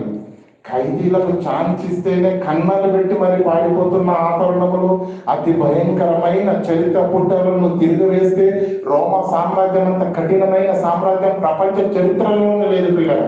అటువంటి రోమా సామ్రాజ్య చరిత్రలో ఖైదీలుగా ఉన్న వారికి ఒక సువర్ణ అవకాశం కలిగింది. డోర్స్ అన్ని ఓపెన్ అయిపోయాయి, చేతిలోకి ఉన్నటువంటి సంఖ్యలన్నీ తిట్టిపడిపోయాయి. చక్కగా నెమ్మదిగా నడుచుకుంటూ వెళ్ళడమే తప్ప ఇంకొక ఇబ్బందే లేదు. అటువంటి తరుణంలో ఖైదీలందరూ పారిపోవాలా వద్దా? పారిపోవాలి. కానీ పారిపోయారా? ఎందుకు పారిపోలేదండి? మారిపోయారు కనుకనే పారిపోలేదు. పౌలు శీలలు ఆలపిస్తున్నటువంటి ఆ గీతాలలో ఉన్నటువంటి భక్తి, ఆ గీతాల్లో ఉన్నటువంటి భావము, ఆ గీతాల్లో ఉన్నటువంటి వారి జీవితాలను ఆలోచింపజేసి అద్భుతమైన వచనాలతో వారు పాడిన పాటలు ఎందుకు విన్నారండి? ఖైదీలైనా వారి హృదయాలను తట్టాయి ఆ పాటలు, వారి జీవితాలను ప్రశ్నించాయి ఆ పాటలు, ప్రతి ఒక్క మనిషిని దేవుని వైపు త్రిప్పాయి ఆ పాటలు. అందుకే ఆలకించారు. ఎప్పుడు? అర్ధరాత్రి 12 గంటల వేళ అసలు పాడే సిచ్యువేషనేనండి. పౌరు పరిస్థితి బాగాలేదు.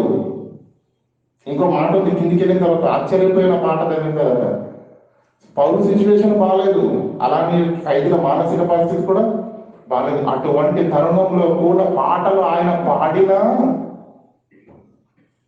విన్నారంటే ఎంత గొప్పగా ఉండాలి చెప్పండి. ఆ పాటలు ఎంత అర్థవంతంగా ఉండాలి, ఎంత ఆలోచింప చేసే మాటలు పాటలు అయితే వాళ్ళు విన్నారు. ఒకసారి ఆలోచించండి. మారిపోయారండి ఖైదీలందరూ, మారిపోయారు కనుకనే పారిపోలేదు. అయ్యా నువ్వు ఏ హాని చేసుకోవద్దు, మేమందరం ఇక్కడే ఉన్నామనేసరికి చెరసాల నాయకుడు దీపం తెండ్రా బాబు, దీపం తెండి చూడాలి. చూశాడు, అందరు ఖైదీలను చూశాడు, ఒక్కడు కూడా తప్పించుకోలేదు, అందరు ఇక్కడే ఉన్నాడు. పౌలును శీలకు సాష్టాంగ నమస్కారం చేశాడు. ఏంటి అద్భుతం, ఏంటి అద్భుతం! సాష్టాంగ నమస్కారం చేసి మాట్లాడలేదండి, ఒక్కటే మాట అన్నాడండి, అయ్యలారా నేను రక్షణ పొందాలయ్యా, ఏం చెయ్యాలో చెప్పండి. ఎన్ని ప్రసంగాలు విన్నా మనకు ఆ జీవితంలో మాట రాదు. ఆలోచించండి ప్రియులారా, మనం ఎక్కడున్నామో మన హృదయాలను ఈరోజు దేవుని మాటలు ప్రశ్నించాలి. అయ్యలారా రక్షణ పొందాలయ్యా నేను. మీరు నమ్ముకున్న దేవుడు గొప్పవాడు, మీరు సేవించుకున్న దేవుడు గొప్పవాడు. మీ పక్క మీ చుట్టూ ఉన్నటువంటి రక్షణ వలయం ఏదైతే ఉందో, మిమ్మల్ని కాపాడుతున్న దేవుడు ఎవరైతే ఉన్నారో, మీరు సర్వోన్నతుని దేవ సేవ చేయుచున్నారు. ఆ దేవుని పరిచారకులన్న సంగతి నాకు అర్థమైంది. మీరు సామాన్యులైతే ఈరోజు జైలులో ఉండే పరిస్థితి వేరేలా ఉండేది. కానీ ఎంత అద్భుతంగా కరుడు కట్టిన మనసులను కూడా కరిగించి మీరు మార్చారు అంటే మీరు సామాన్యులు కాదు ప్రియ. ఒక్క మాటలో చెప్పాలంటే జైలు గోడలను దేవాలయపు గోడలు చేసేసాడు ఆ రోజు పౌలు. అంతే కదండి? ఏమండి? జైలు గోడలను ఏం చేశాడు? దేవాలయపు గోడలుగా మలిచేశాడు. అక్కడ ఉన్న వారందరినీ దేవుని వైపు త్రిప్పేశాడు. కానీ ఈరోజు ఎలా ఉంది? ఇక్కడికి వెళ్ళి ఇంకో సంఘానికి వెళ్ళావా అయిపోతావు. ఈరోజు సంఘాల గోడలు జైలు గోడలు అయిపోయాయి. కానీ ఆనాడు జైలు గోడలే అది. దట్ ఈస్ అపోస్తలుడైన పౌలు. అయ్యలారా, నేను రక్షణ పొందుటకు నేనేం చేయాలి అన్నాడు. అందుకు పౌలు గారికి మాట వినాలని చాలా ఆతృతగా ఉంటుందండి. ఆ మాట అంటే కోరుకుంటారండి. అందుకు వారు ప్రభువైన యేసునందు విశ్వాసం ఉంచుము, అప్పుడు నీవును. ఎక్కడికి వేసాడండి గాలం?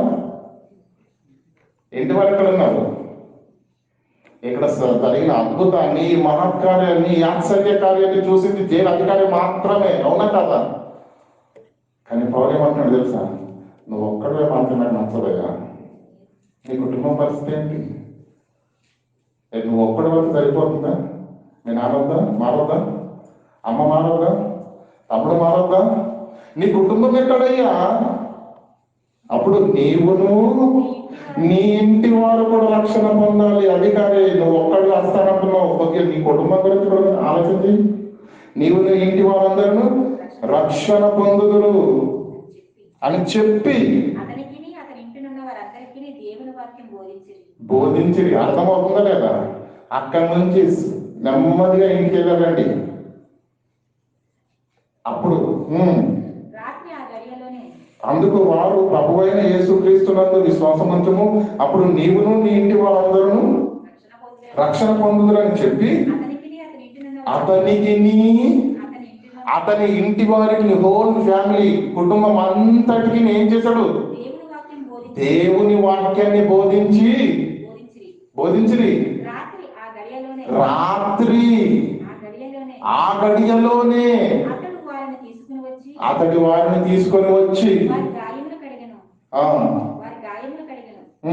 వెంటనే అతడును అతని ఇంటి వారందరూ బాప్తిసం పొందిరి. ఎప్పుడంటే బాప్తిసం తీసుకున్నది? ఎప్పుడు? అతని ఇంటి వారందరికీ దేవుని వాక్యము బోధించి రాత్రి ఆ గడియలోనే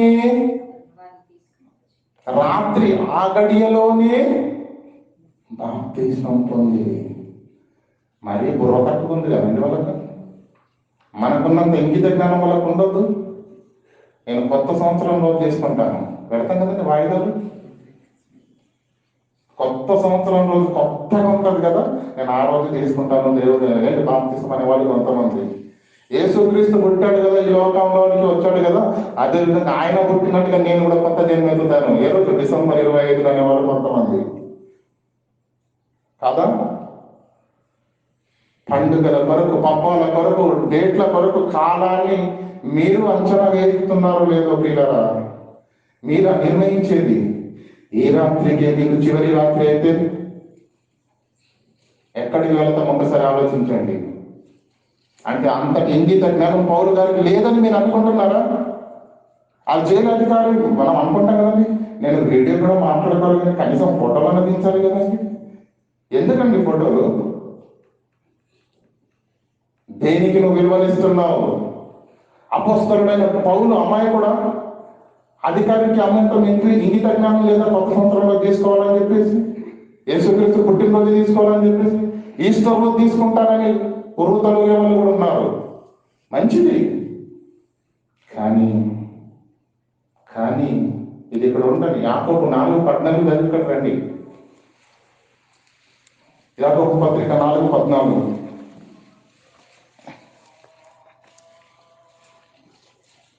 రేపేమి సంభవించినో మీకు తెలియదు.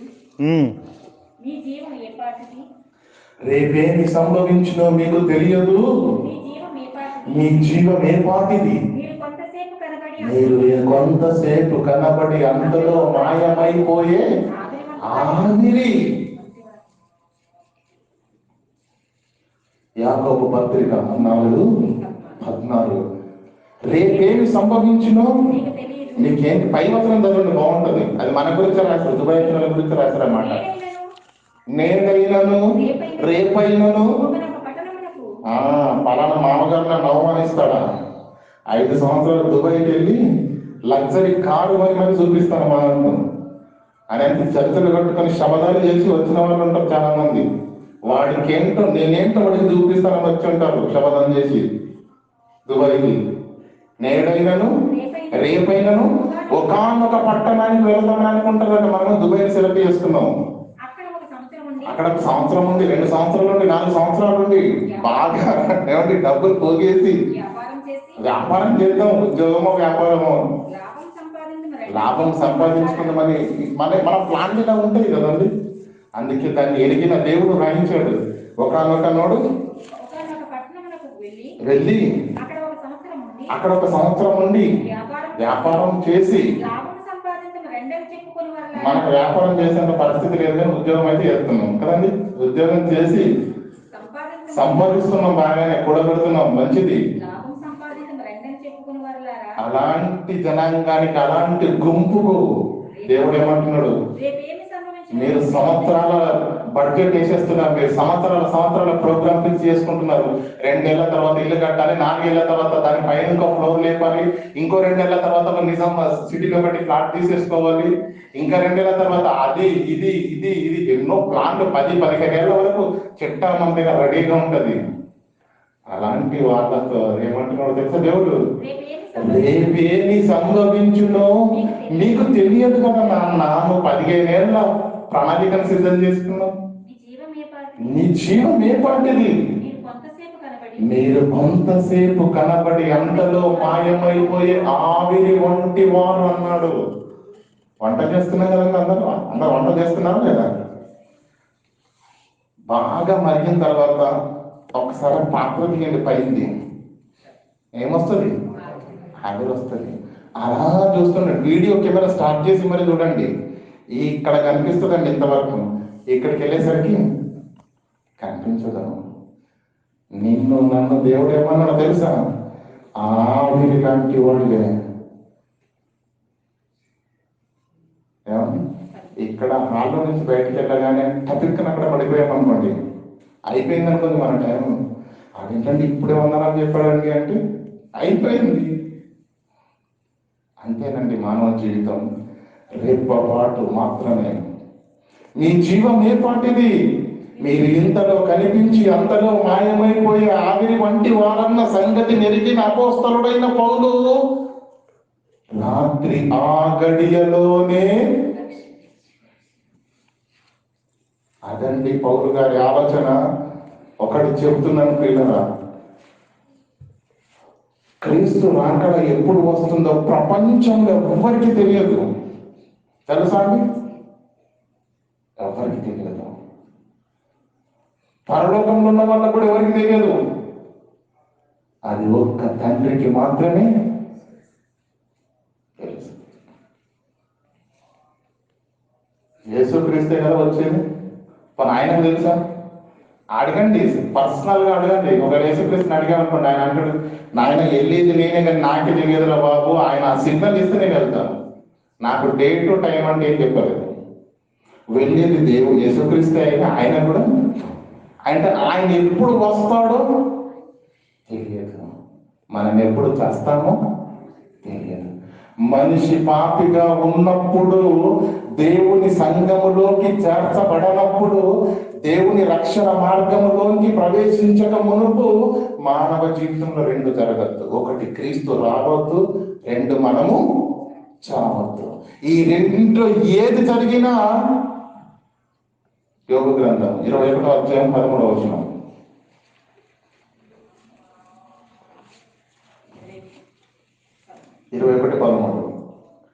వారు శ్రేయస్సు కలిగి ఈ భూమి మీద బ్రతుకుతున్న మనుషులందరి గురించి రాయబడిన మాట, వారు శ్రేయస్సు కలిగి తమ దినములు గడుపుదురు ఈ భూమి మీద. ఒక్క క్షణములోనే టైమింగ్ ఏం లేదండి. ఎవరు వెసులుబాటు టైమింగ్ ఇచ్చాడా? కన్ను మూసారా మరో క్షణంలో పాతాళ అగ్నిగుండంలోనికి వెళ్ళిపోతారు. వారు శ్రేయస్సు కలిగి తమ దినములు భూమి మీద గడుపుదురు, ఒక్క క్షణంలోనే పాతాళానికి దిగిపోతారు. కాబట్టి ఇప్పుడు బయట పార్క్ చేసినది కాదు, అక్కడికి వెళ్ళాలంటే ఎంత టైం పడుతుంది? 10 నిమిషాలు, 5 నిమిషాలు పడుతుంది. ఇక్కడ నుంచి కారు దగ్గరికి వెళ్ళాలంటే 5 నిమిషాలు, పాతాళానికి వెళ్ళాలంటే ఒక్క క్షణం. బైబిల్ దేవుని యొక్క ఆత్మ ఖడ్గమైన జీవ గ్రంథం ఇది. బైబిల్ను నమ్మాలి. ఒక్క క్షణములోనే పాతాళ అగ్నిగుండానికి దిగుతుడు. ఇంకేం వెయిటింగ్ అంటే ఏమి ఉండదండి. ఏమండి, రికమెండేషన్లు అస్సలు పనిచేయవు. రికమెండేషన్లు అస్సలు పనిచేయవు. ఏమండి, ఇంతటి తాత్పర్యాన్ని ఎరిగినటువంటి అపోస్తలుడైన పౌలు, చదవండి మళ్ళా అపోస్తల కార్యములు 30వ వచనం చదవమ్మా. అయ్యలారా, రక్షణ పొందుటకు నేను ఏం చేయాలి అని అడిగడాన్ని అద్భుతమైన మాట ప్రియులారా. ఏమండి, ఈ మాట అడిగాడంటే ఆయనకి ఎంత సబ్జెక్ట్ అర్థమై ఉంటే అడిగేస్తాడండి. అర్థమవుతుందా లేదా?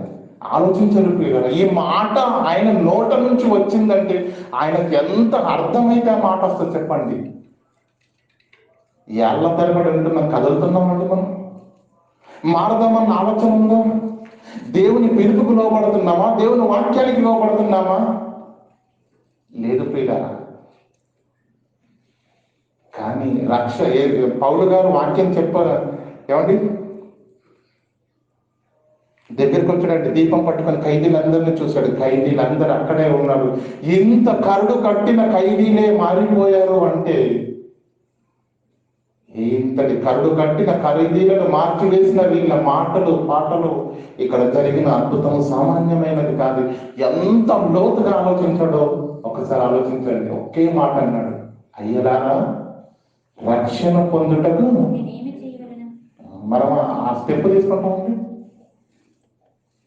రక్షణ పొందుటకు నేనేం చేయాలి?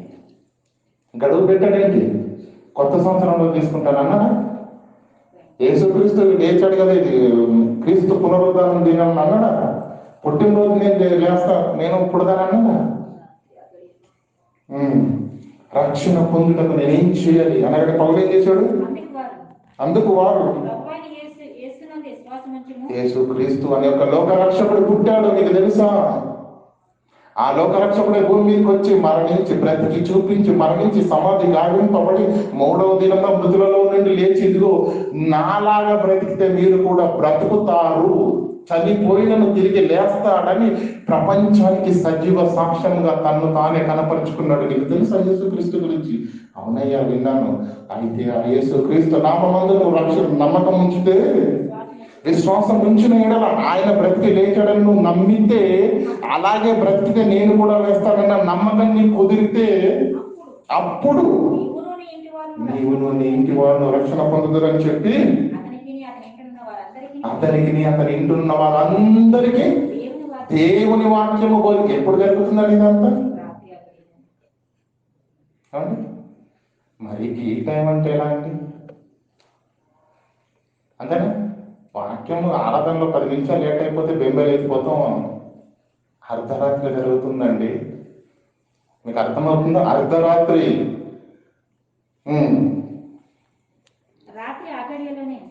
వారింటి వారందరూ దేవుని వాక్యము అతనికి అతని ఇంటి వారందరూ దేవుని వాక్యం బోధించి, ఇది బాగా ఆలోచించండి. రాత్రి ఆ గడియలోనే అతడు వారిని, ఎవరిని? వారిని, పౌలును శీలను తీసుకుని వచ్చి గాయములను కడిగెను. గాయములను కడిగెను అంటే అప్పటి వరకు ఏం జరుగుతుంది? ఉదయాన్నే జరిగింది కదండి బడిత పూజ. ఏంటి, వారు చెరసాలలో బెత్తంలతో కొట్టవలనని ఆజ్ఞాపించి, ఏమంటే గుడ్డలు కూడా తీసేసుకుంటారు కదండి, చాలా దెబ్బలు కొట్టి చెరసాలలో వేసి బంధించారు, కాళ్ళకు బొండ వేసి బిగించారు. కానీ ఆ కాళ్ళ వెంబడి కొట్టిన దెబ్బల వెంబడి రక్తపు దారులు మడుగులుగా కారుతున్న దానిని తుడుచుకోవాలన్న ఆలోచన కూడా లేకుండా వారు పాడిన పాటలేంటి, వారు ఆలోచింపజేసినటువంటి మాటలేంటి, హృదయం మరి ఖైదీలందరినీ మారడము, అక్కడ అద్భుతమైన భూకంపం కలగడము, చెరసాల నాయకుడు వచ్చి ఏంటి అద్భుతమని ఆశ్చర్యపోవడము, అతని నోటి నుంచి ఒక అద్భుతమైన మాట, అయ్యలారా రక్షణ పొందుటకు నేనేం చేయాలని. ఏం చేయడం ఏంటి, యేసుక్రీస్తు అనే లోకరక్షకుడు ఈ లోకంలో ఉదయించాడు, నీకు తెలియదా? ఇది ఆయన జీవితము. ఆయన నువ్వు బ్రతికితే, ఆయన బ్రతికి చూపించాడు, మాటలు చెప్పలేదు యేసుక్రీస్తు. అదే విధంగా నువ్వు బ్రతికితే ఆ యేసుక్రీస్తును లేపిన దేవుడే నిన్ను కూడా లేపుతాడు. దాన్ని నువ్వు నమ్ము, నీకు నీ ఇంటి వారికి రక్షణ పొందుతారని వాక్యం చెప్పాడు. అప్పటి వరకు కూడా ఆగలేదు రక్తపు దారాలు. అప్పటి వరకు ఆ గాయాలలో నుంచి స్రవము ఆగట్లేదు ప్రియులారా. ఆ చీమంటారో, రక్తం అంటారో, ద్రవం అంటారో, అప్పుడు ఏం చేశారని ఎవరు? జైలు అధికారి. అయ్యా నువ్వు బాగానే చెప్తున్నావు, అంత బాగుంది, కానీ మరీ రక్తం కారుతుంది, దండం పెడతావు, గాయాలు కడగని కాస్త. వారి గాయములు కడిగెను, వెంటనే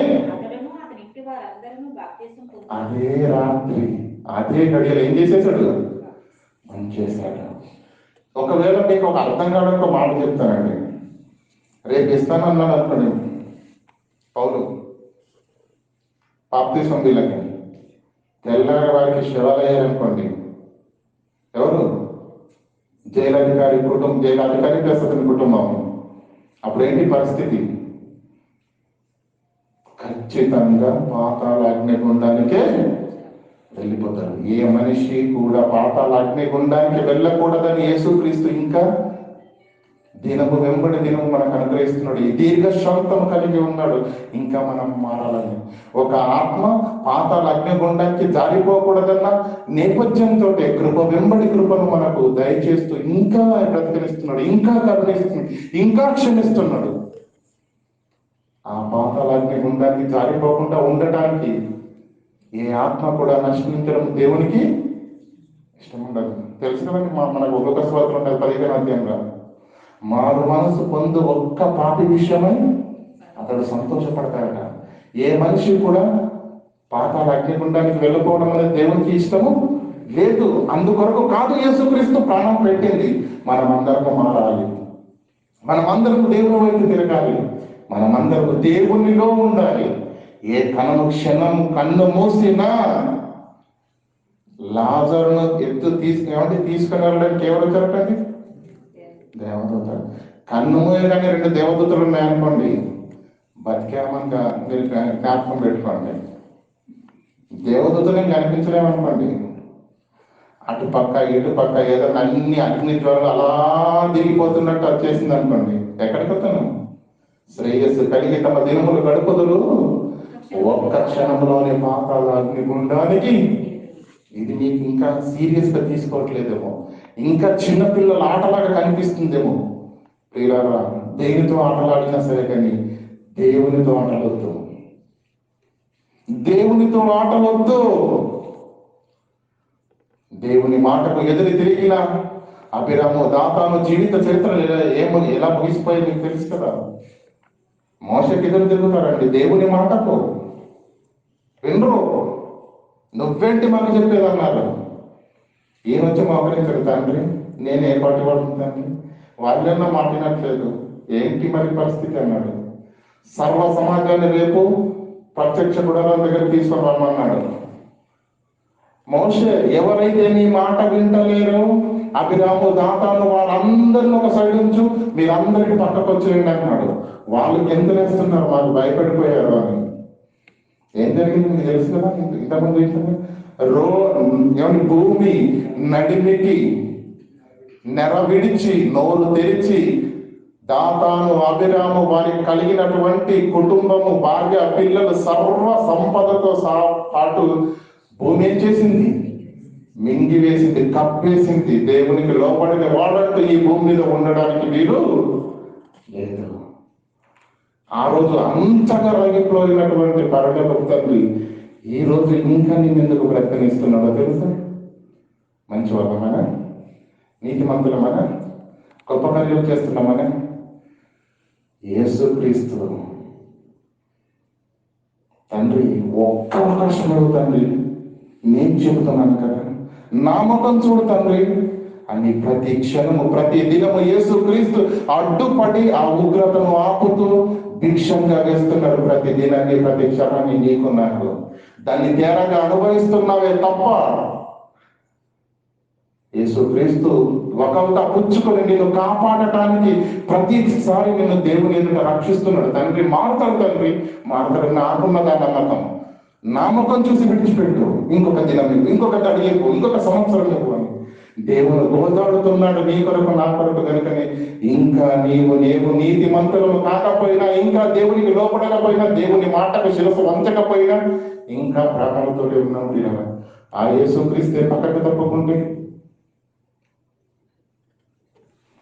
దేవునితో అట్లదు. పిల్లల మహోన్నతుడు. చరిత్ర చదువుతున్నాం కదా, బైబిల్ చదువుతున్నాం కదా, ఎన్నో విపత్తులు చదివాము. ఆకాశము నుండి అగ్ని గంధకములు కురిసి సొదొమ గొమొర్రా అనే పట్టణాలను సర్వనాశనం చేశాడన్నది అబద్ధం అనుకుంటున్నారా? బాలమిత్ర కథల్లో చదివే కట్టు కథ అనుకుంటున్నారా? ఇప్పటికీ శాస్త్రవేత్తలు అక్కడ ఉన్నటువంటి భాస్వరాన్ని పరిశీలన చేసి ఇది భూమి నుంచి పుట్టిన భాస్వరం కాదు తేల్చేశారండి. ఆకాశం నుంచి అగ్నిశిలలు పడ్డాయని నిర్ధారణ చేసేశారు. ఎన్నో చరిత్ర సత్యాలతో పిల్లల బైబిల్లో జరిగినటువంటి అనేక సంఘటనలు, సందర్భాలను చదువుతున్నాము, వింటున్నాము. చిన్నప్పటి నుంచి ఈ బోధను అనుసరిస్తూనే ఉన్నాం కదా, ఇంకా ఎప్పుడు మారుతాం చెప్పండి?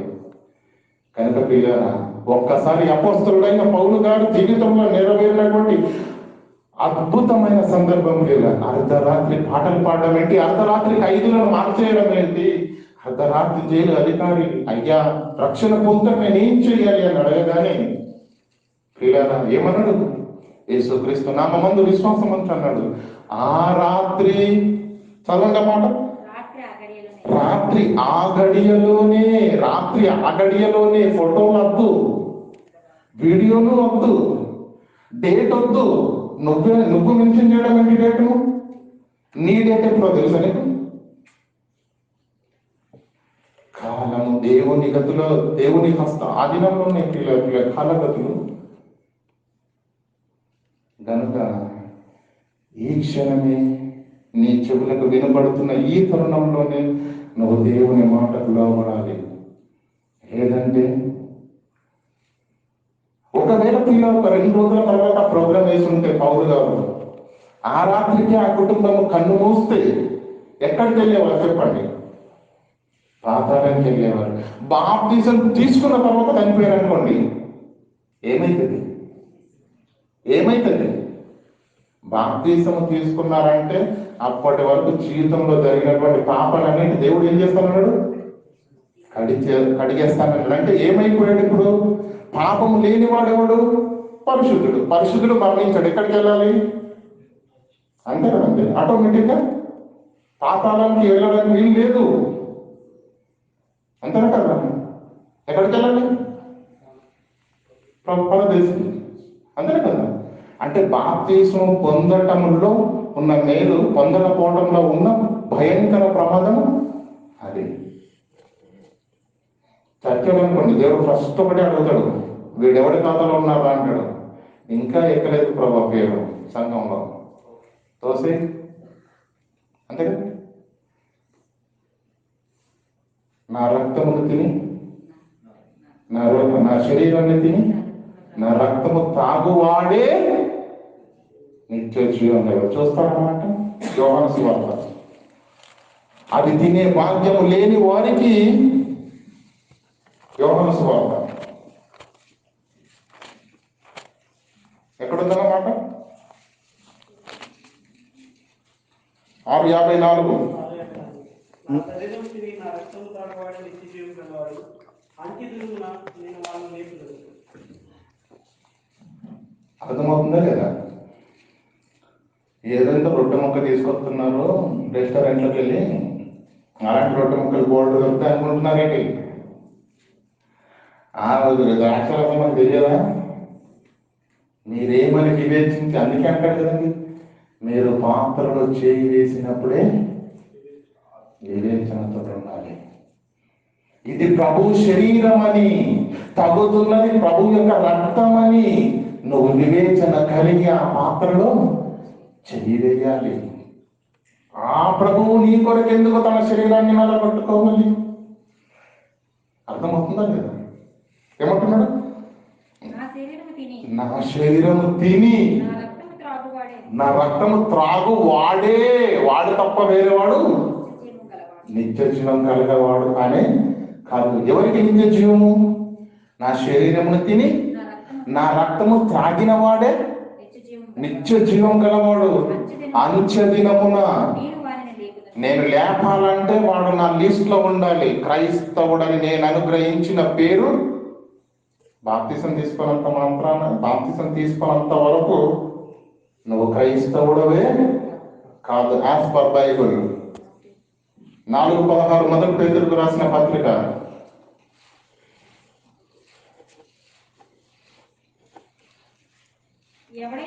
ఎవడైనను పుట్టుకతో ఎవడు క్రైస్తవుడు కాదు. ఎవడైనా క్రైస్తవుడు అయితేనే నువ్వు క్రైస్తవుడిగా మారాలని నువ్వు కమిట్ అవ్వాలి. నువ్వు క్రీస్తును స్వరక్షకునిగా అంగీకరించాలి.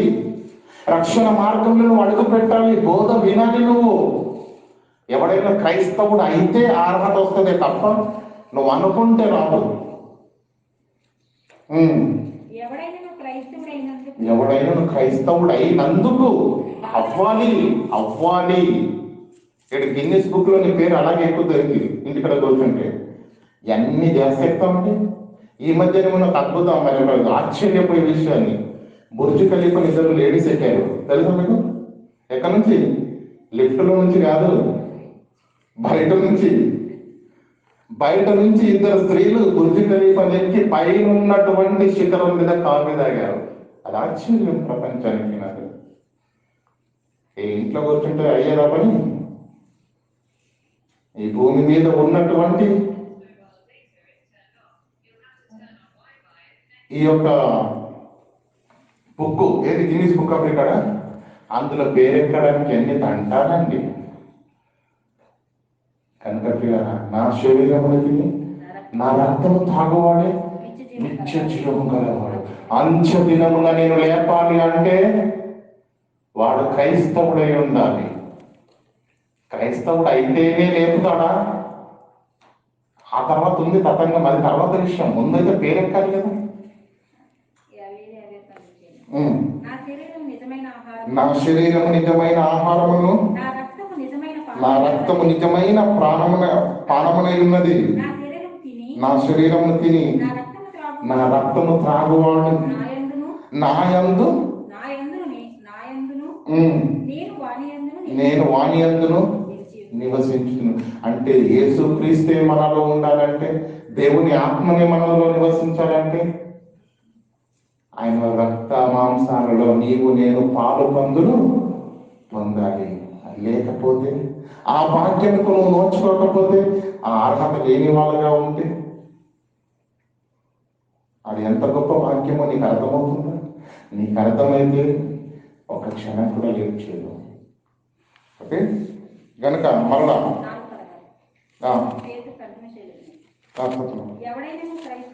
ఎవడైనా క్రైస్తవుడు అయినందుకు బాధ అనుభవించిన ఎడల అతడు సిగ్గుపడక ఆ పేరును బట్టి దేవుణ్ణి మహిమపరచాలి. ఎవడైనా క్రైస్తవుడు అయినందుకు అంటే అవ్వాలి. నువ్వు అవుతే క్రైస్తవుడు, కమిట్ అయితే క్రైస్తవుడు అవుతావే తప్ప నీ మట్టుగా నువ్వు అలాగే ఉంటానంటే క్రైస్తవుడుగా నువ్వు అనిపించుకోవు. సంఘంలో చేర్చబడాలి. పరిశుద్ధాత్మ అనే వరాన్ని పొందుకోవాలి. క్రీస్తు సంఘంలో ఏమండి, సంఘాలన్నీ ఎవరికండి? ఎవరు రక్తం పెట్టారు? నువ్వు ఇట్లా డబ్బులు పంపించావు అనుకోండి, ఎకరం పొలం కొని పక్కింటి పేరు రిజిస్ట్రేషన్ చేశాడు అనుకోండి, ఎలా ఉంటుంది? నాది రా డబ్బు, నా పేరు రిజిస్ట్రేషన్ చేయలేదు అంటాం. సంఘం ఎవరిది? తను సరక్తమిచ్చి సంపాదించిన సంఘం. ఆయన ప్రాణం పెడితే నీ పేరు నా పేరు పెట్టుకోవడం అంటే సంఘం, క్రైస్తు సంఘం. కనుక ప్రియులారా, సంఘములో చేర్చబడాలి. మరలా అపొస్తలుల కార్యం చివరికి అక్కడికి వెళ్దాం.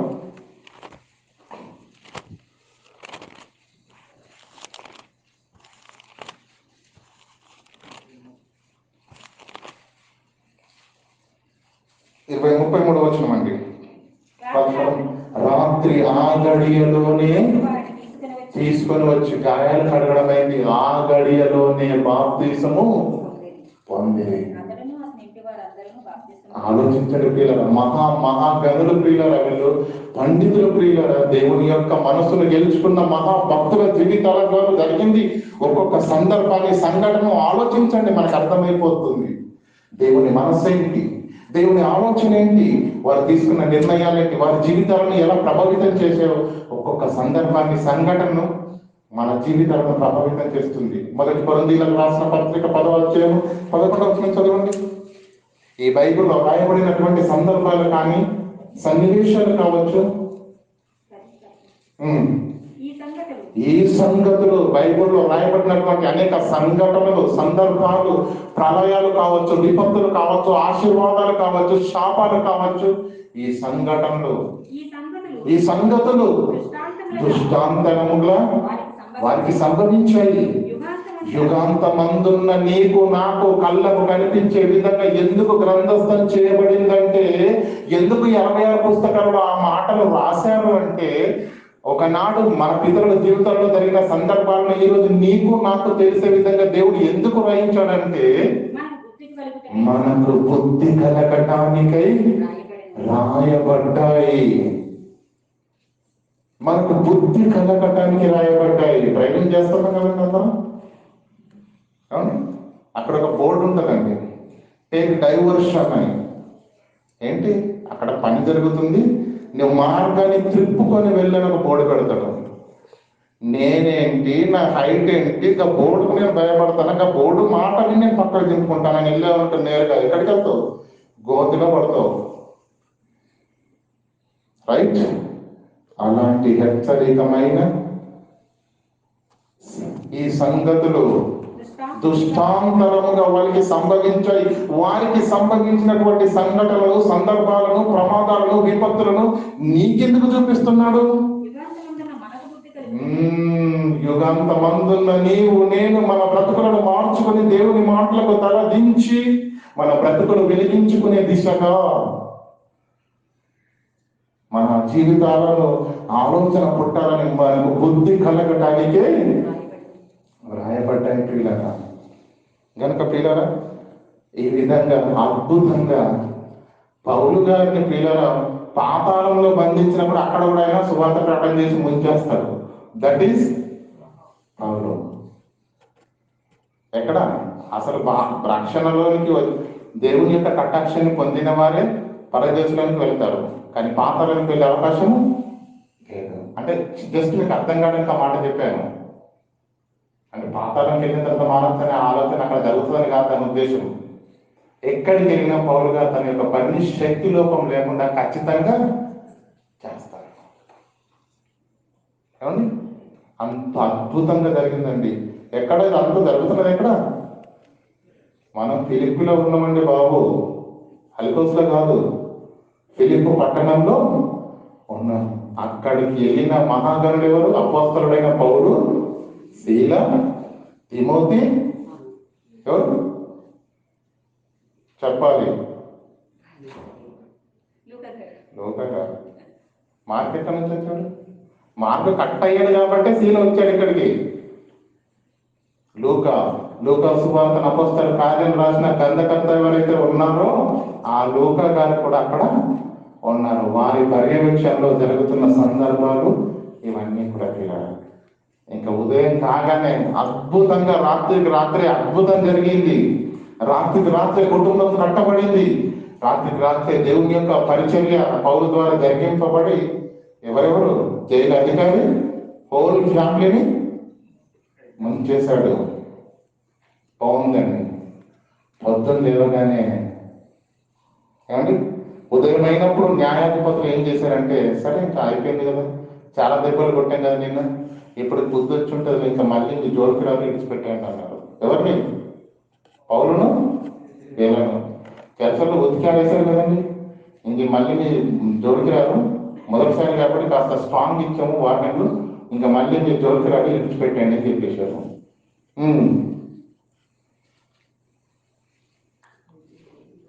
చెరసాల నాయకుడు ఆ మాటలను పౌరులకు తెలియజేసి, ఏమంటే అధికారి నుంచి చెరసాల నాయకుడికి వచ్చిందండి. చెరసాల నాయకుడి కదండి వచ్చేది రిపోర్టు.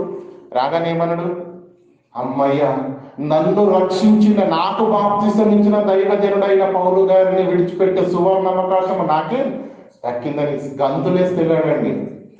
అయ్యా పౌలు గారు, గుడ్ న్యూస్ ఏంటి, అధికారులు చెప్పేశారు మిమ్మల్ని విడిచిపెట్టామని, ఇక ఏ ఆటంకం లేకుండా హ్యాపీగా వెళ్ళండి అయ్యా, వెళ్ళి మీరు పరిచర్య చేయండి అన్నారు.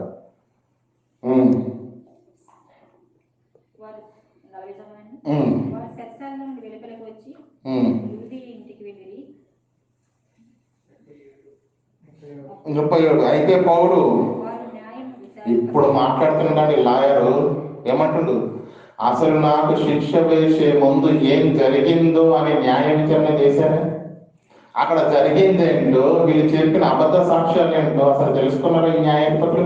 న్యాయాన్ని విచారించకుండానే రోమేయులమైన మమ్మును బహిరంగ కొట్టడము, చెరసాల్లో వేయించడము, ఇప్పుడు రహస్యంగా ఎవరికి తెలియకుండా వెళ్ళగొడుతున్నారా? మేము ఒప్పం. వాళ్ళు అసలు ఈ మాట ఎందుకు రాయబడిందంటే ప్రియులారా, ఈరోజు గ్రీన్ కార్డ్ అని ఒకటి ఉంది.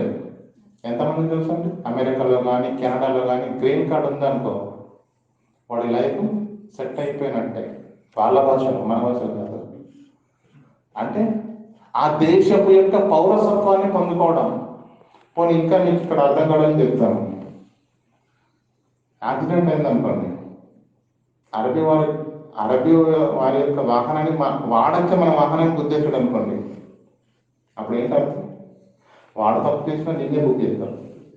కారణం ప్రకాశ్ అన్న అవసరాలు జరిగింది, ఒక ఆవిడ వచ్చేసి గుద్దేసింది, ఆయన తప్పేం లేదు, పోలీస్ స్టేషన్కు ఫోన్ చేసి మరి నా నంబరు అని చేసింది. 3 రోజులు తిరిగాడు పోలీస్ స్టేషన్కు, కానీ ఆ పోలీస్ అధికారికి అర్థమైంది తప్పు అయినది లేదని, చివరికి విడిచిపెట్టేశాడు.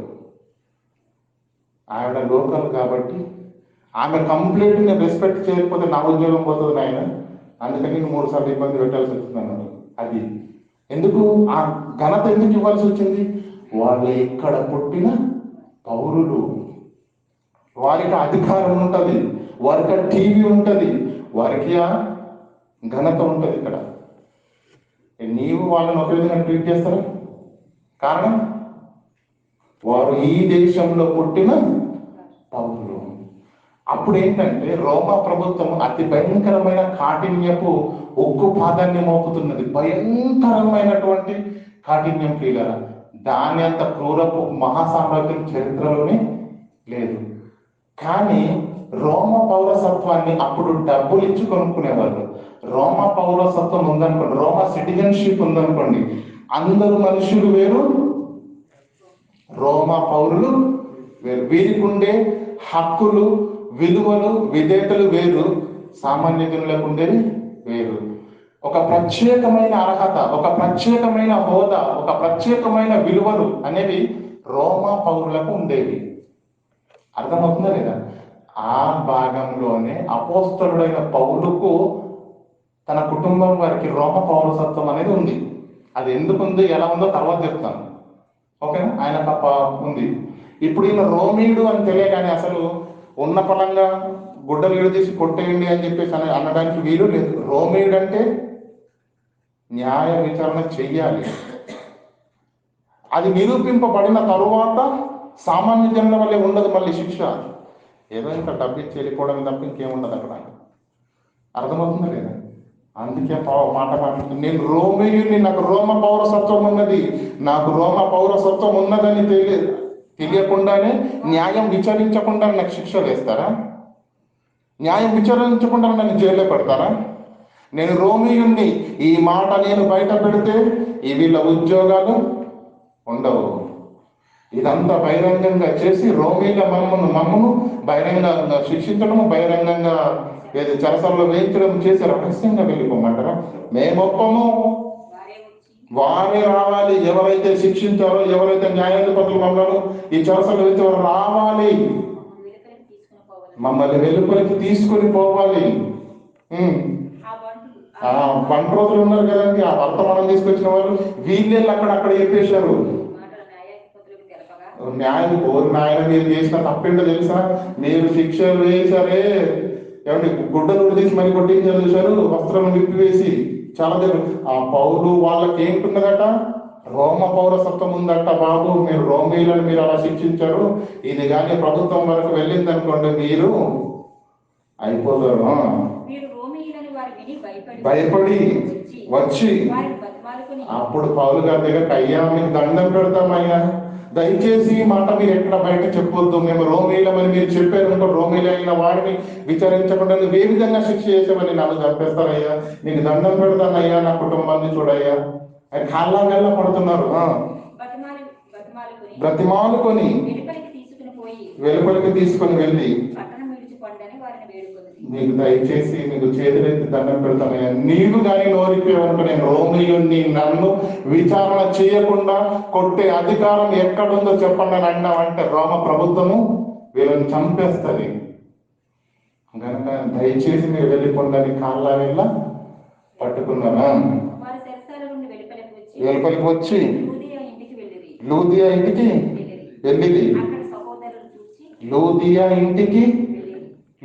ఇంటికి ఎవరు? లూదియా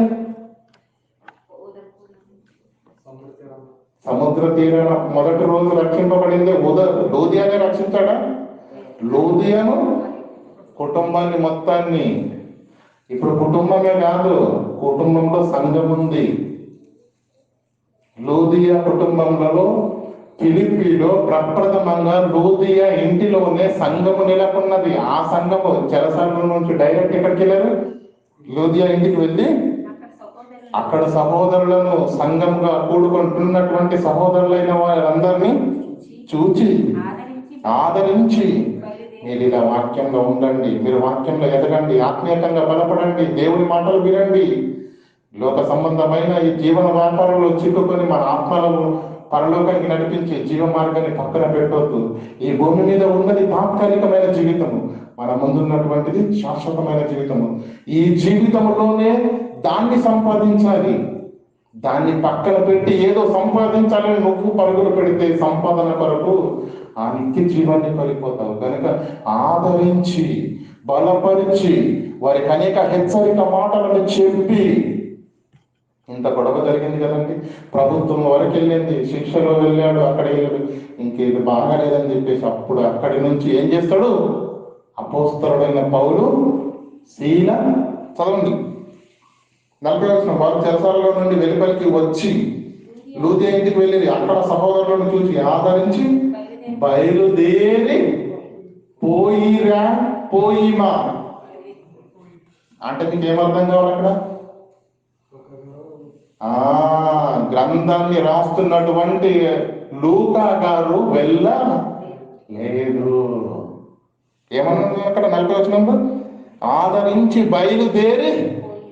ఇప్పటిదాకా ఏం చదివాము?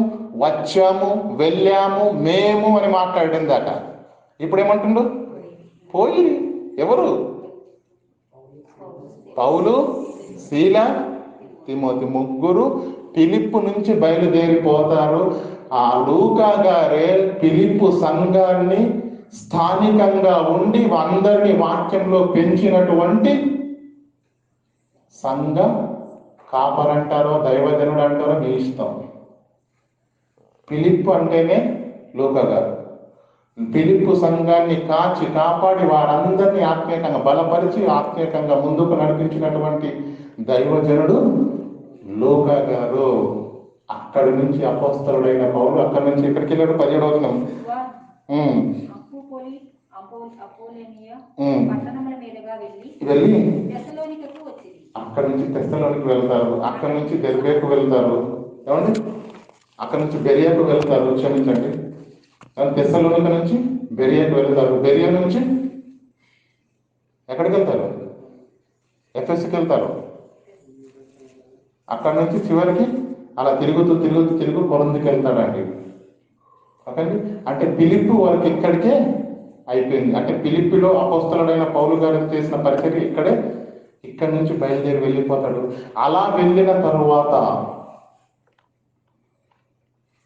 తెస్సలోనిక పట్టణానికి వెళ్తాడు, అక్కడ జరుగుతుంది పరిచర్య. అక్కడి నుంచి బెరియకు వెళ్తాడు, అక్కడ జరుగుతుంది పరిచర్య. భయంకరమైనటువంటి యూదులు, మత్సరంతో నిండుకున్న యూదులు కుట్ర చేసి పౌలును చంపాలని చూస్తున్నప్పుడు వారి చేతిలో నుంచి తప్పించుకొని అక్కడి నుంచి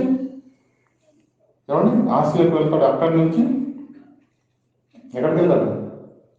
కొరింథీ పట్టణంలో అడుగు పెడతాడు. అక్కడ సంవత్సరం మీద 6 నెలల నుండి ఉన్నతమైన పరిచర్య చేస్తాడు. ఇది 2వ ప్రయాణం ముగింపు.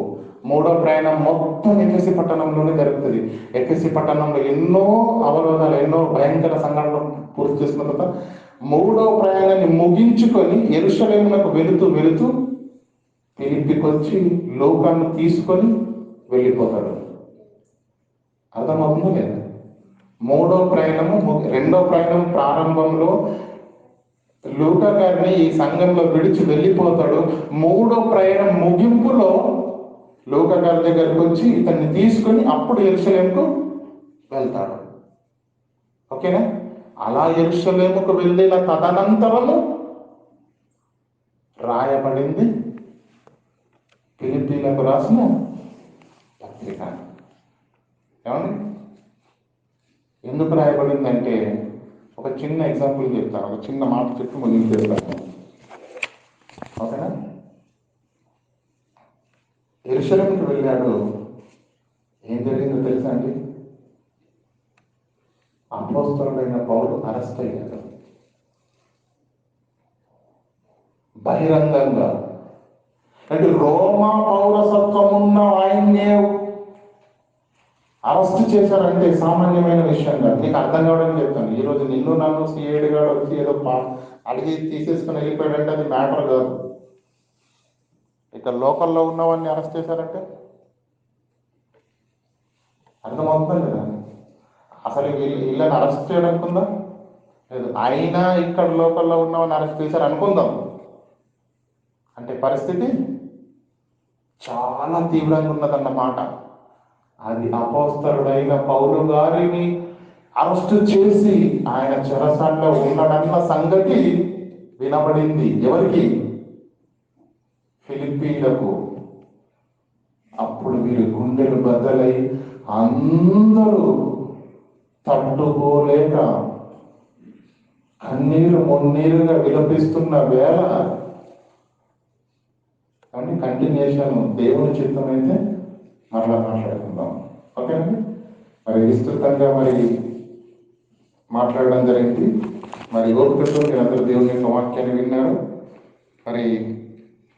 ఏ ఆటంకం లేకుండా తండ్రి మీరందరూ నాకు సహకరించి దేవుని యొక్క వాక్యాన్ని సంపూర్తి చేయడానికి మీరందరూ సహాయం చేసిన వాళ్ళు కనుక మీ అందరికీ మన రక్షకుడైన యేసుక్రీస్తు ప్రభువు వారి పరిశుద్ధంలో శుభములు వందనములు తెలియజేయచ్చు. ప్రార్థన చేసుకుందాం.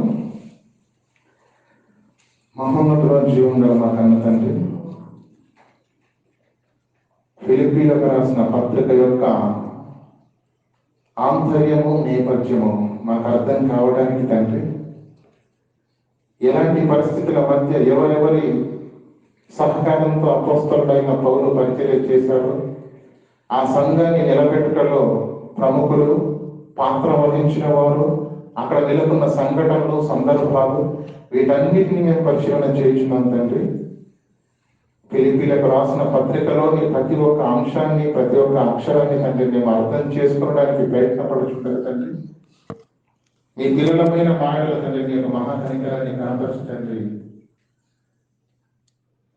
ఎన్నిక లేని వారం, అర్హత లేని వారమైనప్పటికీ ఇప్పటికీ ఎంతో మహాజ్ఞాన సంబంధాలుగా ఈ లోకంలో పిలువబడుతున్న వారికి కూడా లేని మహాభాగ్యాన్ని ఇంతటి అద్భుతమైనటువంటి వాక్య సారాంశాన్ని మాకు నేర్పుతూ తండ్రి ఆత్మీయంగా బలపరుచుతున్నందుకు వందనములు తండ్రి. ఈ రోజు మీరు మాట్లాడిన ప్రతి మాటను బట్టి తండ్రి మాతో మాట్లాడండి. మా హృదయంలో ఇంకా ఏదైనా అవిధేయత ఉన్నదేమో, ఇంకా తండ్రి లోపలి తత్వం ఉన్నదేమో, ఇంకా తండ్రి మాట వింటున్నట్టుగానే మరి ఒకవేళ భ్రమపరుస్తున్నామేమో తండ్రి.